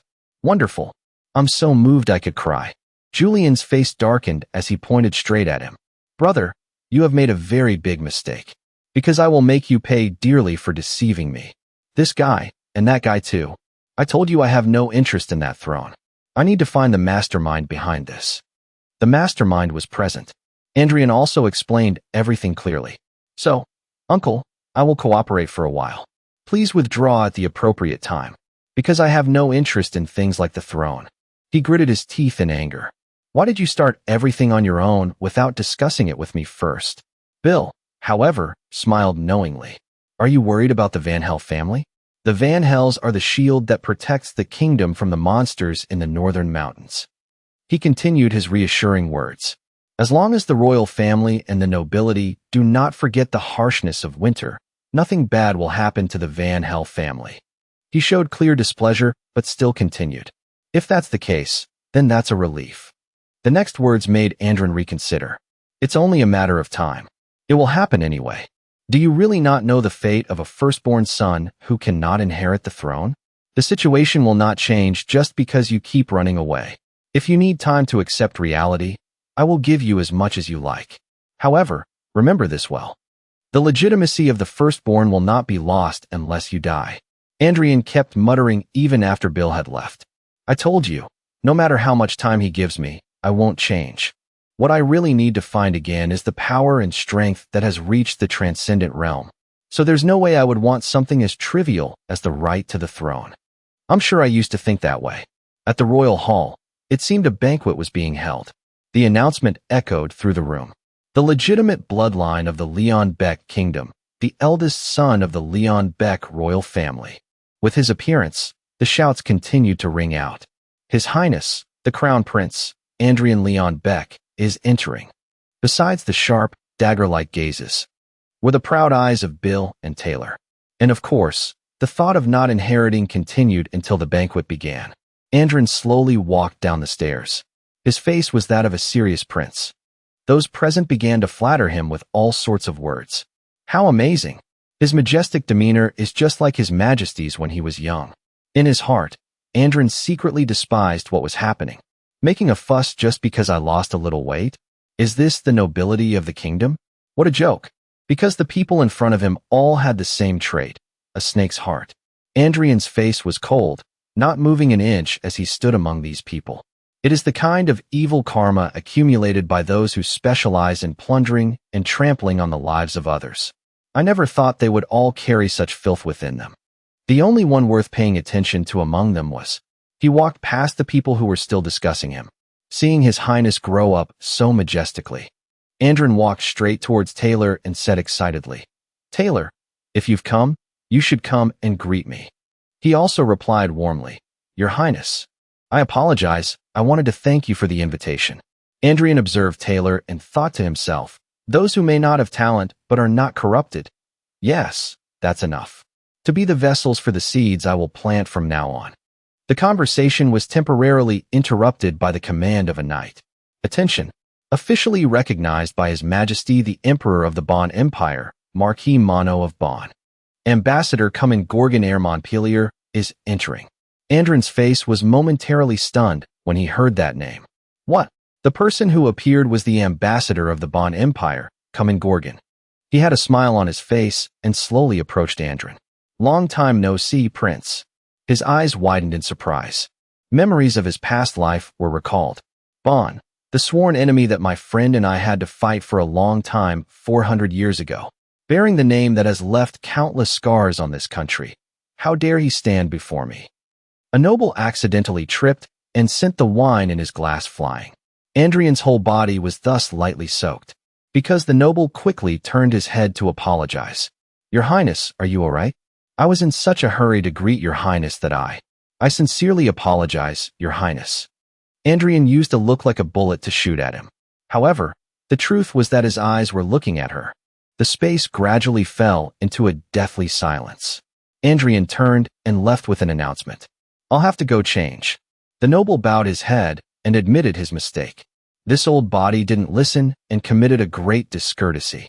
On this side, Cash was already waiting with a towel in his hand. "Your Highness, let me escort you."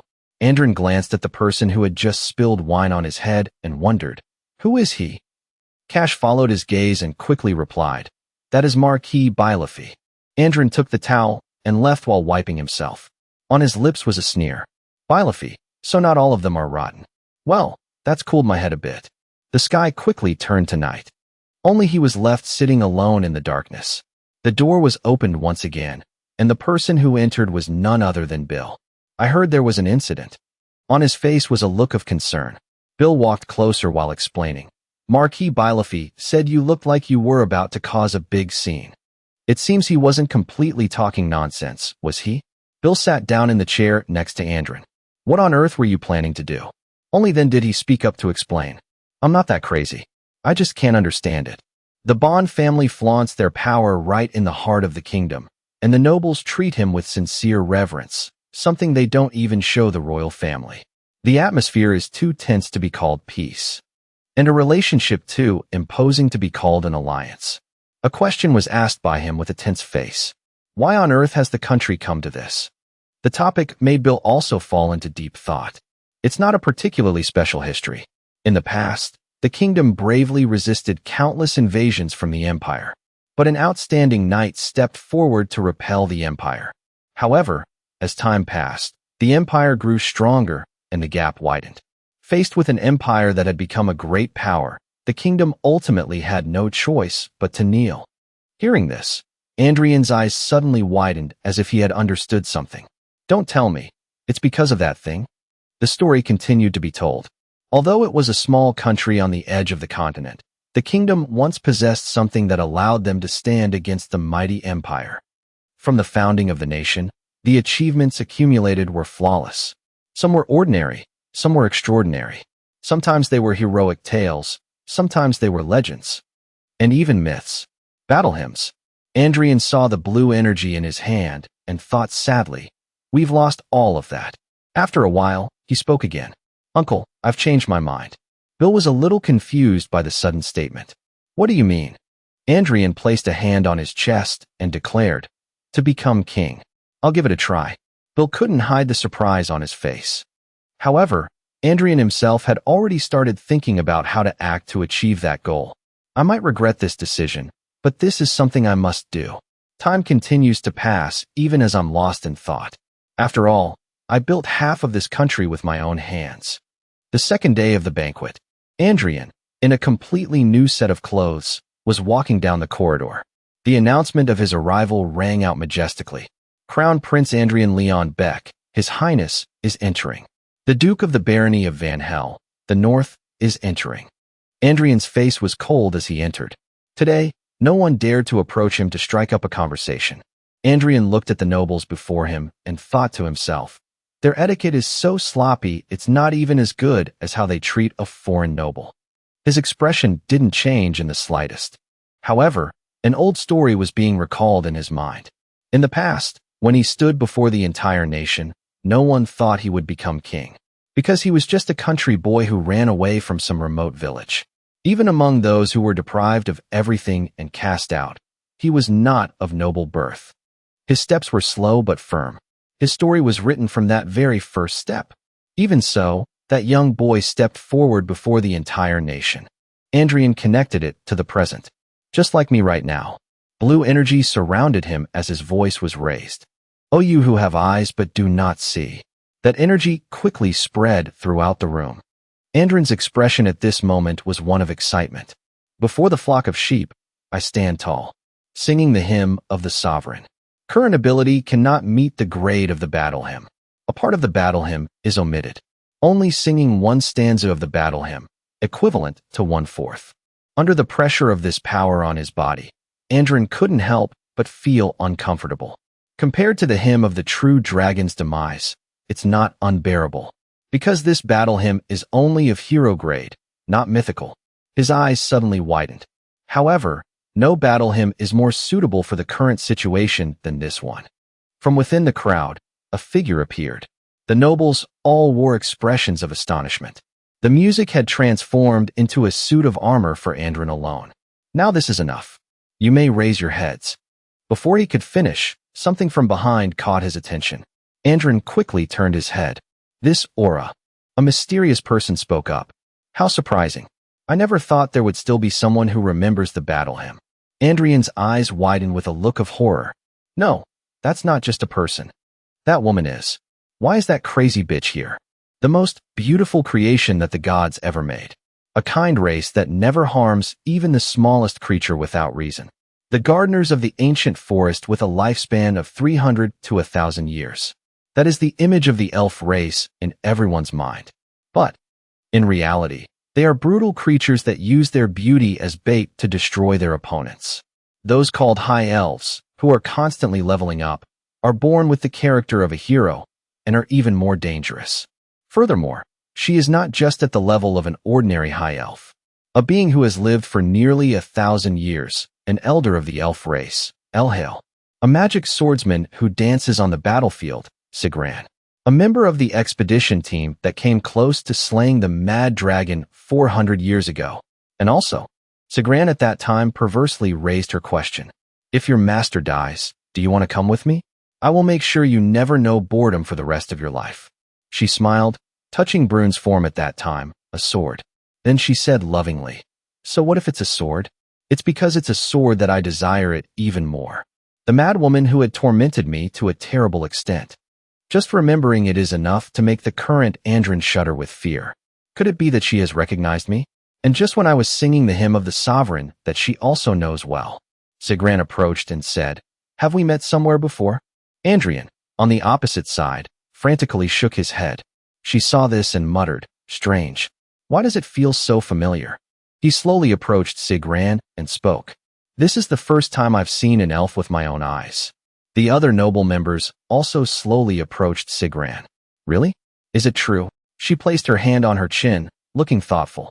Then she coldly declared a statement that was enough to make Andrian freeze. A lie. In his heart, he thought, 400 years ago, Sigran was already a top expert in her swordsmanship. So it's impossible to know what kind of monster she has become now. At that moment, Sigran spoke up to present her thoughts. The reaction of humans when they first see an elf is usually one of two types. The vast majority of people will be mesmerized, but those with a high realm will be wary. She reached out her hand and almost touched Andrin. However, as I see it, then she leaned closer with a comment.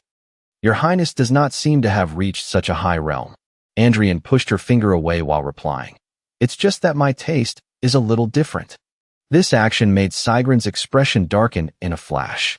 She put on her hood and turned to leave. I am very happy to have met you, even for a moment. Only then did Andrin allow himself to breathe a sigh of relief. I've passed one hurdle for now. The comments rang out as the girls appeared one by one. Too young. And this one seems to not want to make eye contact with me. Another person was called up next. Could it be that she's here to fight me? Following her was a little girl. I told you she was too young. There were even women with different expressions. Not interested at all. The queen's face was so tired she couldn't sit up straight. Andrian, standing beside her, was the same. She turned to him and began to lecture him. This is the selection for the crown princess. You can't expect them to be like the women you usually meet.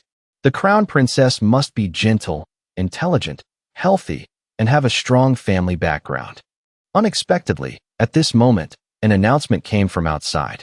Your Majesty, the elven delegation is requesting an audience. The queen nodded in agreement. All right. The person who appeared was none other than Sigran. She respectfully bowed her head in greeting. Sigran of the Tam Gue clan greets Queen Marith. I am beautiful. The queen on the opposite side also replied with a similar gentle smile. It's been a long time since the elves visited the kingdom. It's a surprise. Sigran on the opposite side didn't beat around the bush and asked directly. It seems the queen is looking for a spouse for his highness, right? The queen also had no intention of hiding it. Just as you guessed.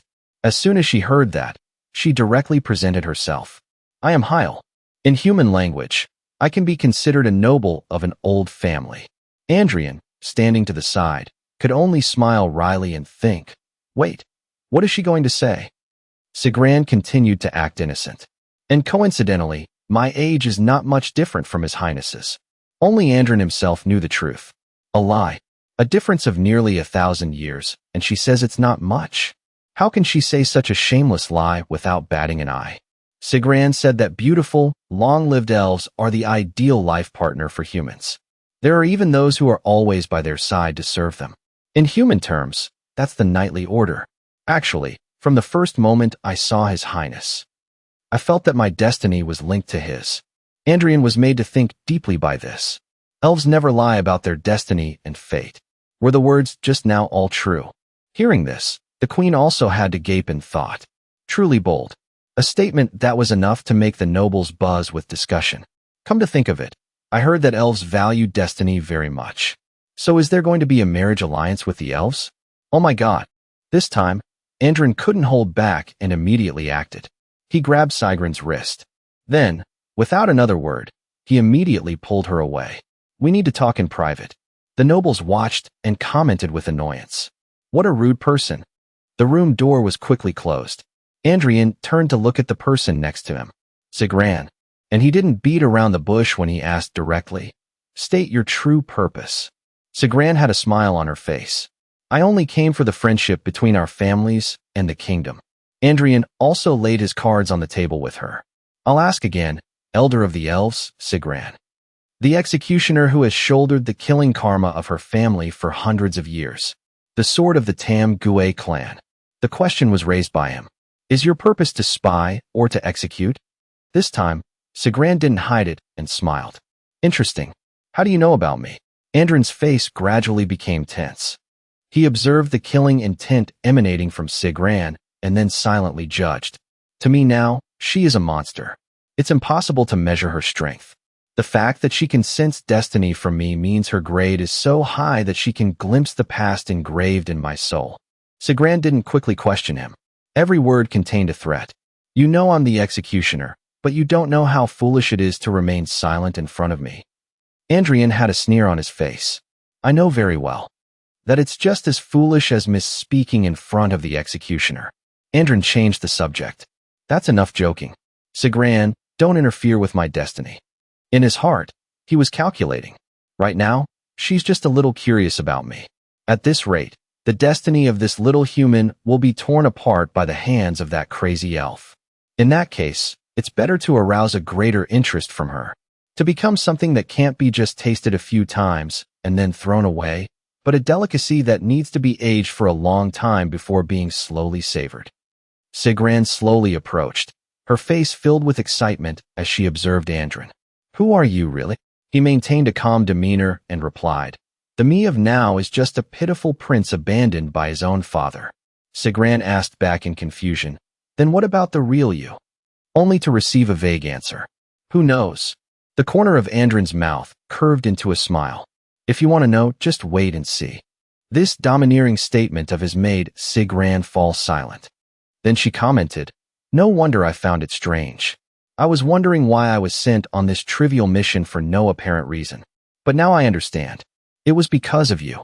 Andrian's face was pale, fatigue clearly visible on his face. She really is a woman who always gives people goosebumps. They returned to the room where the nobles and the queen were waiting. The sight of them holding hands shocked the crowd. Andrian stopped in front of the queen. He spoke seriously. "I have something to report. I will be engaged to Sigran." Even Andrin himself couldn't believe the words that had just come out of his own mouth. "I never thought I would one day call that name so affectionately. Right now, I can't go against Sigran's interest." The queen asked, "Engaged to an elf?" In his heart, Andrin was secretly calculating, "Even if I can buy some time. But this is a serious matter that cannot be decided hastily. So I want to take some time to learn more." The queen tilted her head, carefully calculating. "That's also good." In his mind, Andrian was thinking, for the queen, this is time to calculate the benefits of this marriage. For Sigran, this is time for the dish named me to ripen. And for me, it will be the time to nurture my strength to escape that crazy elf. A strong hand slammed down, knocking over a teacup. "Damn it!" A stream of curses echoed through the room. "That damn bastard. He's clearly no better than me except for being born first, yet he dares to act so high and mighty." Julian's face was now flushed with anger. He remembered Andrian's actions and was so angry he saw red. Lately, not only has he been suddenly declared supported by our uncle, but he also plucked the flower of the Iron Lion City. This time, he even dared to touch an elf. "I thought women were at most just beautiful, but I never thought the elf race would have a presence far beyond imagination." Julian sneered and muttered with a smug look, "That's right. I have a practice match with that guy soon. Killing him would be too much trouble. It's better to just cut him a few times so he can't be a man anymore. I will trample you under my feet in a miserable way." A knight was already waiting. His voice rang out. "This practice match is witnessed by me, the captain of the Royal Knights, who has been granted the glorious title of Silver Lion, Sir H.W. Stew. I declare that no one can object to the outcome of this match. I invite the two princes to draw their swords." Andrian, on one side, yawned lazily. "It's just a sword fight. Why so many words?" Julian drew his sword with great arrogance. "I've prepared a lot for you. I've brought quite a few spectators. Are you pleased? I hope you won't disappoint those who came to watch." He challenged with his words. Andrian replied calmly, "I've seen it before. You talk too much." Julian's anger flared. He roared a curse. "After the match is over, I hope you still have the strength to chat like this." Andrian saw him charge to attack and replied coldly, "I was originally planning to play with you for a bit." He moved quickly and ended the match with one blow. "But now I'm a little busy." Julian fell to the ground without even reacting. The spectators were all surprised. Even the person supervising the match had to widen his eyes in astonishment. "Is that really the crown prince I used to know?" Andrian's expression didn't change in the slightest from beginning to end. He sheathed his sword. Only then did Sir Hugh slowly speak. "As the public witness and supervisor of this match, I judge that the third prince cannot continue to compete. The winner is the crown prince." Andrian glanced back with a sharp look. His face was tense as he muttered a comment. "Why are so many nobles flocking to watch children fight?" The nobles were now whispering among themselves. Did Prince Julian really lose? He's a promising second chain of the kingdom. How? How could he lose to the crown prince, who only started training a few months ago? Julian woke up with his head covered in bandages. He almost jumped up with a curse. "That damn useless bastard." Then he moved and threw open the door of the room. "Get ready." I'm going back to fight him. A voice from behind interrupted his action. Your Highness, the knight calmly reported. The Crown Prince left the royal capital with Count Van Hel as soon as the match ended. Julian asked impatiently, Left? Where did he go? He replied hesitantly, That. I heard he went to the north, where the Van Hel family lives. Bill, beside Andrin, had to comment. You can ride a horse quite skillfully now. He smiled and replied to him. These things, once you get the hang of them, you learn very quickly, right? This smug attitude from his nephew made Bill frown. I misspoke. You should learn to be a little more humble. But why are you in such a hurry? The banquet is over. Why don't you rest for a few days? Andrian calmly explained. Because there's no place for me in the royal capital. I have no intention of seeking support from those who don't recognize the master of their own country, but only know how to flatter the hunting dogs of the empire. Compared to the nobles, soldiers and knights are more suitable for me, aren't they? Bill, beside him, presented his case. They may not be as good at calculating as nobles, but they are much more steadfast. Do you think winning their favor is an easy task? Hearing this, a smile appeared on Andrin's lips. We'll develop a bond after going through life and death together. What's there to worry about? Bill was now lost in his own thoughts. I still can't shake the feeling that you're being too hasty. Andrian thought to himself. That's because, if I hesitate any longer, I'll have to marry that crazy bitch. In the past, all those she set her eyes on met with destruction. Before that, I have to increase my strength. That's impossible in the peaceful royal capital, so I have to leave. The place to promote my growth and sharpen my sword is somewhere else. A place where a person's character is tested the most. The place where the most battle hymns are born. The place I need to go is the battlefield. Bill spoke up as they arrived at another place. That mountain is the Sword's Edge mountain range. It is the border that my family has spent their lives defending. Andrian shivered as the wind blew past him. It's freezing. Seeing this, he kindly reminded him. If you can't stand it, go sit in the carriage. Andrin immediately shook his head. No need. I have to get used to this cold anyway. A voice from inside the carriage said, It seems I'm causing trouble. This old man is taking up a whole carriage. Andrin looked at him with a curious expression. Why are you following us anyway? There's nothing to see. Nicolo excitedly presented his case. If not now, when else will I have the chance to see this treacherous northern region? Moreover, the book I'm about to write will surely be useful to your highness. Andrian was annoyed by this attitude. Annoying old man. His gaze shifted to another side. It stopped on On. Andrian slowly approached and asked with concern. On, are you okay? It must be cold sitting in the front.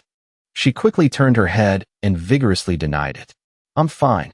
Andrian looked at her trembling body and replied. If you're tired, you can switch shifts anytime. On vigorously refused. As a knight, how can I seek comfort for myself? This attitude made him comment with satisfaction. It's a good thing to have someone so full of spirit. On's face flushed, and she moved silently. Andrin now glanced back. On the other hand, it seems the people who were forced to follow by royal decree are very dissatisfied. If Cash were here, he would have straightened them out. The reason for that was because before, the king had requested, the royal knights are not your personal knights. Don't you also have many knights under your command? Although I still doubt whether you truly consider them knights. Andrian was angered by his words. This petty old man. For that reason, Cash couldn't follow him to the north. Even though this body has done so many crazy things, it still has flesh and blood. The king's attitude seems a bit too harsh. There must be some hidden reason that I don't know. Bill saw the snow starting to fall heavier and urged them on. We have to speed up. If we don't hurry, we'll be trapped by the blizzard, unable to advance or retreat. The snowflakes soon turned into a blizzard. The march was so harsh that you couldn't hear the voice of the person right next to you. Bill worriedly looked back. He quickly gave an order. Leave the carriages. Just keep the horses and move on foot. Andrin looked around and silently commented, Is that a shout? Are you using mana? Then he signaled to the person inside the carriage.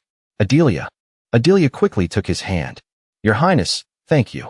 Andrian replied softly. It's all right. On ran over worriedly. Your Highness, are you all right? Andrian replied calmly. I'm fine. The others were in a commotion. Over there, be careful. Crash. Wait a minute. The wind is too strong. Andrian quickly acted and didn't forget to instruct. On, take care of Adilia. On received the order with a reply, yes, Your Highness. He walked over and requested, you idiots, drop your shields. Carrying a shield that big, the wind will blow you away. Other than your swords, get rid of all the bulky stuff. You can come back for it later. The big guy over there, the leader, form a single file line. The other knights observed how Andrian acted and couldn't help but exclaim, looks like we don't need to intervene. We were planning to give him a little welcome and then help out. Does the prince have combat experience? Every step in the blizzard felt as heavy as 1,000 pounds. Everyone was moving forward. Suddenly, someone fell. A quick announcement reached Andrian's ears. Your Highness, a soldier has fallen behind. He moved almost instantly. Move aside. And then he grabbed the collar of the fainted person. Andrian, just like that, carried him on his shoulder. Then he roared, what are you doing? Why aren't you moving? They could only obediently follow. Yes, Your Highness. The group continued to advance towards the castle ahead. Andrian panted heavily. As the hellish march was about to end, everyone's steps were very tired. Andrian dropped to the ground. He looked ahead and muttered a comment. This damn blizzard. If you're going to stop, stop quickly. The sky became clear as if nothing had ever happened. Bill slowly walked up. At this point, he stopped. Then he slowly turned his head back. A flag was raised. Bill calmly presented. As the rightful master of Van Hel and the commander of the kingdom's 3rd Legion, I welcome the visit of the Crown Prince. Andrian had an excited expression as he heard those words. Bill smiled and declared, sincerely welcome to Winterfell. This is Winterfell, the fortress at the northernmost point of the kingdom, existing to stop the monsters living in the Sword's Edge mountain range. A weak point used against monsters. The gruff knights cursed loudly. Oh my, that place is where monsters keep pouring down. It's cold, harsh, and dangerous. The survival rate is also very low. It's a place I absolutely don't want to go to a second time. The worst workplace for ordinary soldiers. Even the noble women were gossiping loudly. Winterfell is probably the biggest weapon and also the biggest shackle of the Van Hel family. What's there to see in that cold and treacherous land in the first place? The nobles of the world could guess the political position of Winterfell. But the large gate was pushed open once again. From inside, a figure with black hair appeared. For those born and raised in Van Hel, it is a duty and pride that they must carry throughout their lives. This young man placed his hand on his chest and declared loudly, Vincent Van Hel. From today, I will end my duty as acting commander and return to being the captain of the Ranger Company. I am glad that my father has returned safely. Bill placed his hand on his son's shoulder and continued, you have worked hard, Vincent. From behind, a teasing question rang out. What is this? Uncle, you have a son too. Bill looked back while replying, how old do you think I am that I don't have a single child? Andrian pointed at Vincent's face and continued, looking closely, there's a slight resemblance, especially that stubborn-looking corner of the mouth. Bill began to introduce, hey, Vincent, this is His Highness, Crown Prince Andrian. Vincent bowed his head in greeting. Captain of the Ranger Company, Vincent of the Van Hel family, greets the Crown Prince. This respectful action of his pleased him greatly. Nice to meet you. The truth is that in his heart, Vincent was constantly feeling dissatisfied. Winterfell is a fortress for true warriors who dare to sacrifice their lives for a noble cause. It's not a place for a scoundrel who was kicked out of the royal capital to bring a group of women to. A knight of this place proposed to Andrian, Your Highness, I will show you around the castle. He accepted the kind offer. All right. As for Vincent himself, he was so angry his face turned red. Why did father bring such a person? Father, what on earth is going on? Bill replied softly, it's just as you've heard. I have decided to become Andrian's patron, and Andrian will be staying in Van Hel for a while. The more he heard, the more he felt it was unfair. Isn't he the cast-off that His Majesty abandoned? Didn't father also criticize him as a useless person with a terrible nature? This comment of his made Bill look to the side. He just gently made a comment. People change. Along with that was a reminder. I only have one thing to tell you, Vincent. Watch him without any prejudice. Very quickly, they moved to a room. How is the progress of clearing out the monster villages? Vincent was the representative to present. In the past, we have continuously destroyed them, but there are still quite a few places that have not been completely cleared. Now that Father has arrived, I plan to act officially. Bill continued to ask about other matters. What about the remaining forces? He quickly replied, the Ranger Company. A finger was placed on a game piece on the map with another voice. The problem is the orcs. A small group of orcs, less than 20, has occupied the area at the entrance of the mountain range. Hearing this, Bill quickly replied, if it's that scale, it will be very difficult to solve with just the arrows of the Ranger team. Vincent confirmed, yes. So I am currently selecting knights who are stationed in the city. Unexpectedly, at this moment, Andrin interrupted the conversation with a declaration. This matter, let me handle it. Just one declaration from him was enough to make the whole room buzz with protests. Your Highness, the orcs in the Sword's Edge mountain range are very different from ordinary orcs. If something happens, even the Ranger team's campaign will be affected. At this point, Andrin looked back and asked for Bill's opinion. Uncle. He understood and turned to Vincent. Vincent, what is the confirmed scale and strategy of the orcs? He presented in extreme detail. According to confirmation so far, the maximum is 20. The existence of orc warriors or orc mages has not yet been confirmed. But it cannot be confirmed that there are none. Next, Bill turned to ask Andrin directly, are you confident? This question of his surprised Vincent so much that he had to slam the table and stand up. Father, that mountain pass is one of the main routes that the Rangers frequently use. If that place unfortunately becomes a battlefield with the orcs, future work will be even more difficult. Moreover, if something happens to His Highness's safety, Van Hel's position will also. Andrian, listening beside him, could only smile to himself. You raise your children to be so smart. However, Bill's decision was clear. That's enough worrying. Ian, what do you need? Andrian began to present his battle plan. First, prepare about 3 guides. Let's change my troops' equipment a bit. If you have crossbows, lend me some. Bill nodded in confirmation. That request is not difficult at all. I will prepare it. Only Vincent was from beginning to end completely disbelieving what was happening before his eyes. The soldiers quickly received the notification. Attack. One of them asked back in confusion, Huh? What are you talking about? Andrian calmly presented. We have received the mission to subjugate the orcs. The number of enemies is 20. Orc warriors or mages may or may not be present. The knight scratched his head and replied with a confused look. Your Highness, the 3rd Legion is already here, so why are we? Our mission is to protect Your Highness. This answer of his gave him even more reasons to reply. That's great. Anyway, to protect me, you have to follow me. The 3rd Legion will contact us today. So go get your equipment and then report back to me. At this point, they could only obediently follow. Yes, Your Highness. Andrian glanced back and silently judged. No matter what, they are the soldiers I was given, so I have to train them to be useful. They didn't seem very reliable during the blizzard, but anyway, they are the elites carefully selected by the royal family. Their abilities are also quite good. This person's information is being displayed.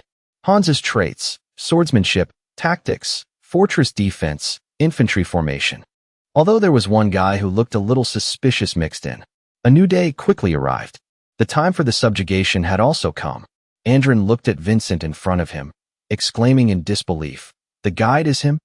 This attitude of his made the other person a little annoyed. Perhaps Your Highness doesn't know, but if this campaign fails, there will be greater obstacles than you think. Andrin just replied indifferently, It won't fail. He was annoyed by these words. You're thinking too simply. The two of them radiated clear malice towards each other. The information panel appeared in front of Andrin, reading the words and silently judging. Can't see the status window. At least a 3rd chain knight? Among the group behind, only one is a real ranger. The rest are all knights disguised as ordinary rangers. They probably plan to bypass me and handle it themselves if something happens. Well, at this level, I'll turn a blind eye. Andrian turned and signaled. Well then, Adilia, I won't be taking you with me, so don't worry. This statement of his made her a little sad. I'm sorry, Your Highness. But the truth was that Andrin was worried for himself. Because if the trait develops incorrectly, the one in trouble will be me. They began to march. Vincent constantly reminded them. We must walk and conserve our energy as much as possible.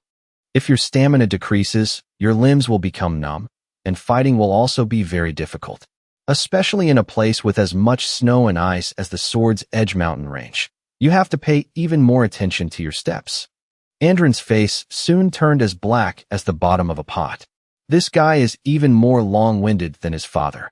From the bushes, the figure of a rabbit appeared. Andrin looked at the people around him, becoming tense, and thought, "A rabbit?"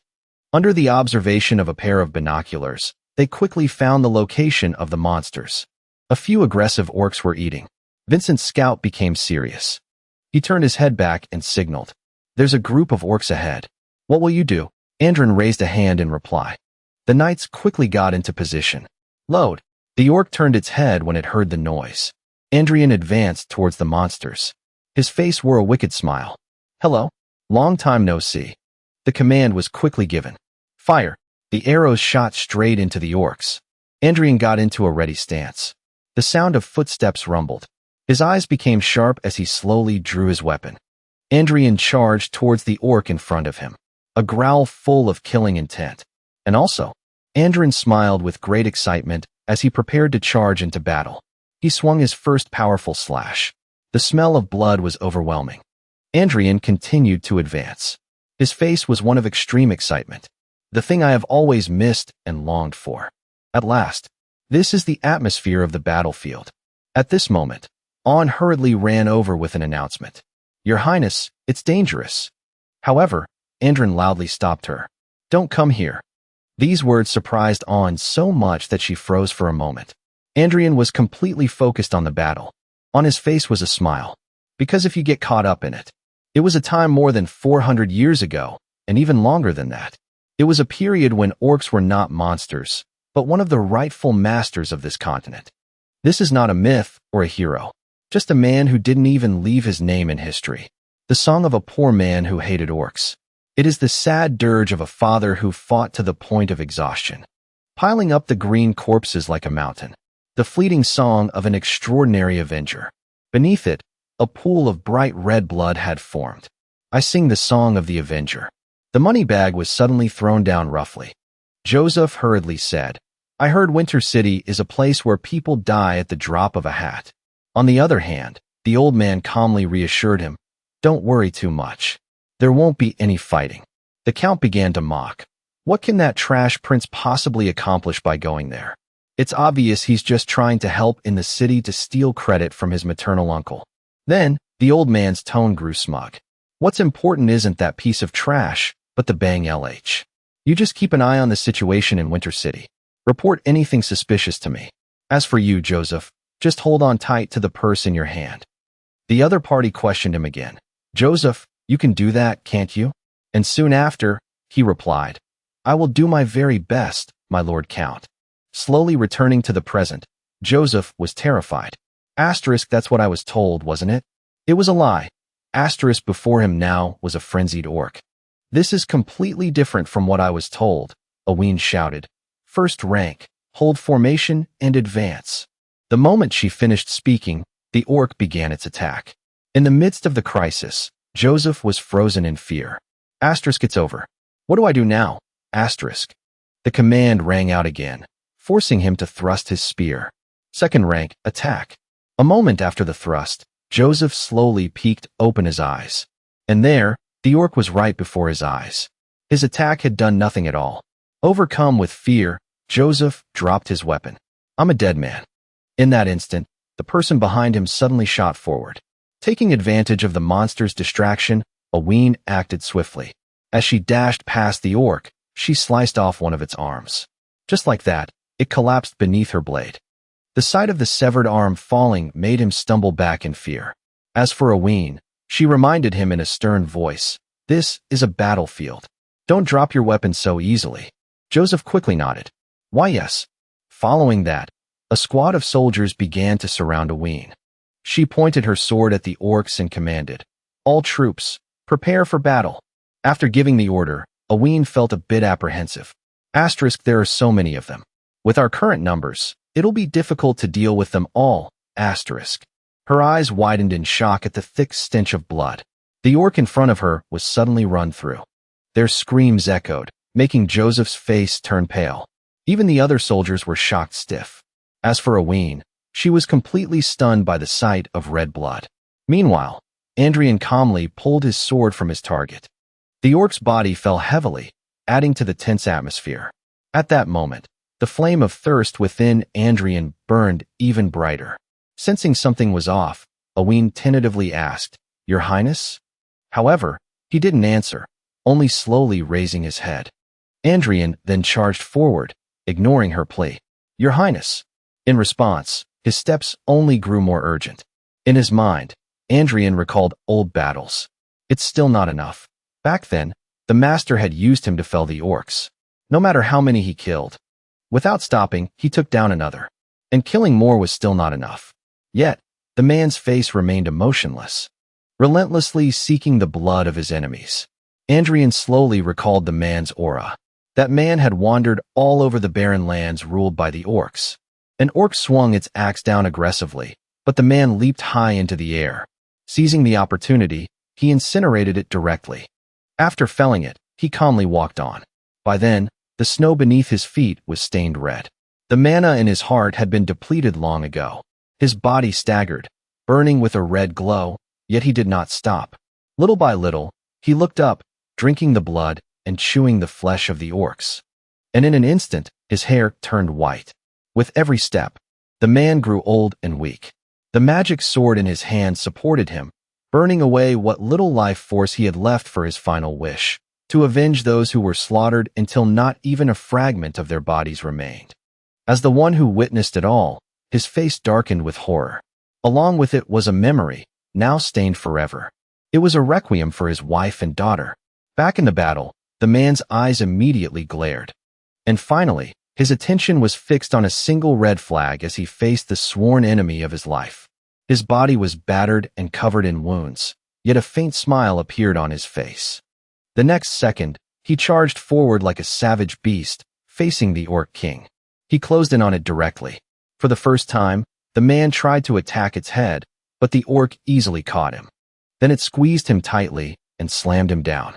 The man's entire body smashed hard into the ground. The devastating blow left him stunned. There's no chance left. A moment later, the Orc King slowly raised its fist, leaving the warrior motionless. But the man did not give up, not until the very end.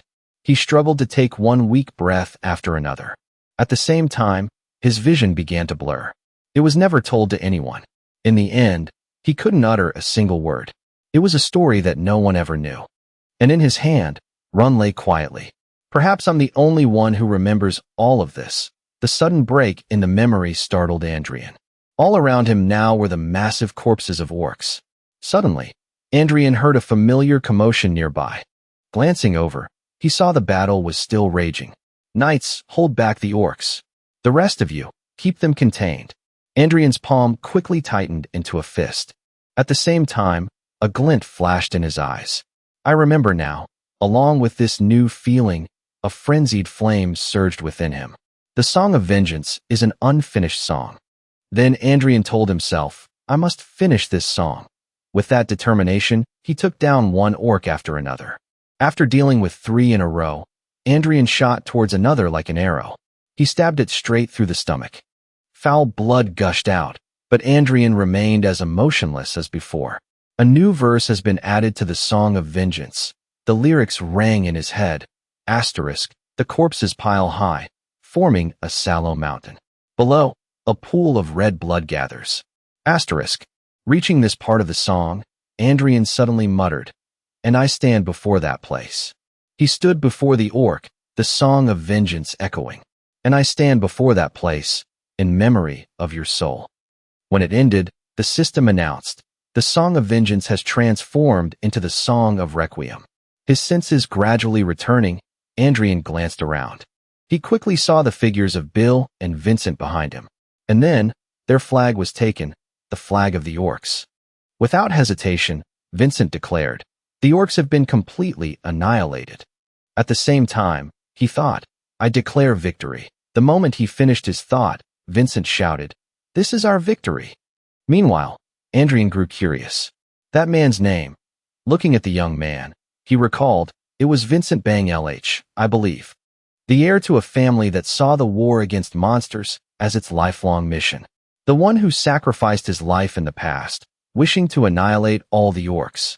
Andrian began to wonder. He has the same name as that pitiful Avenger. Back then, that man had whispered, even if there is a next life.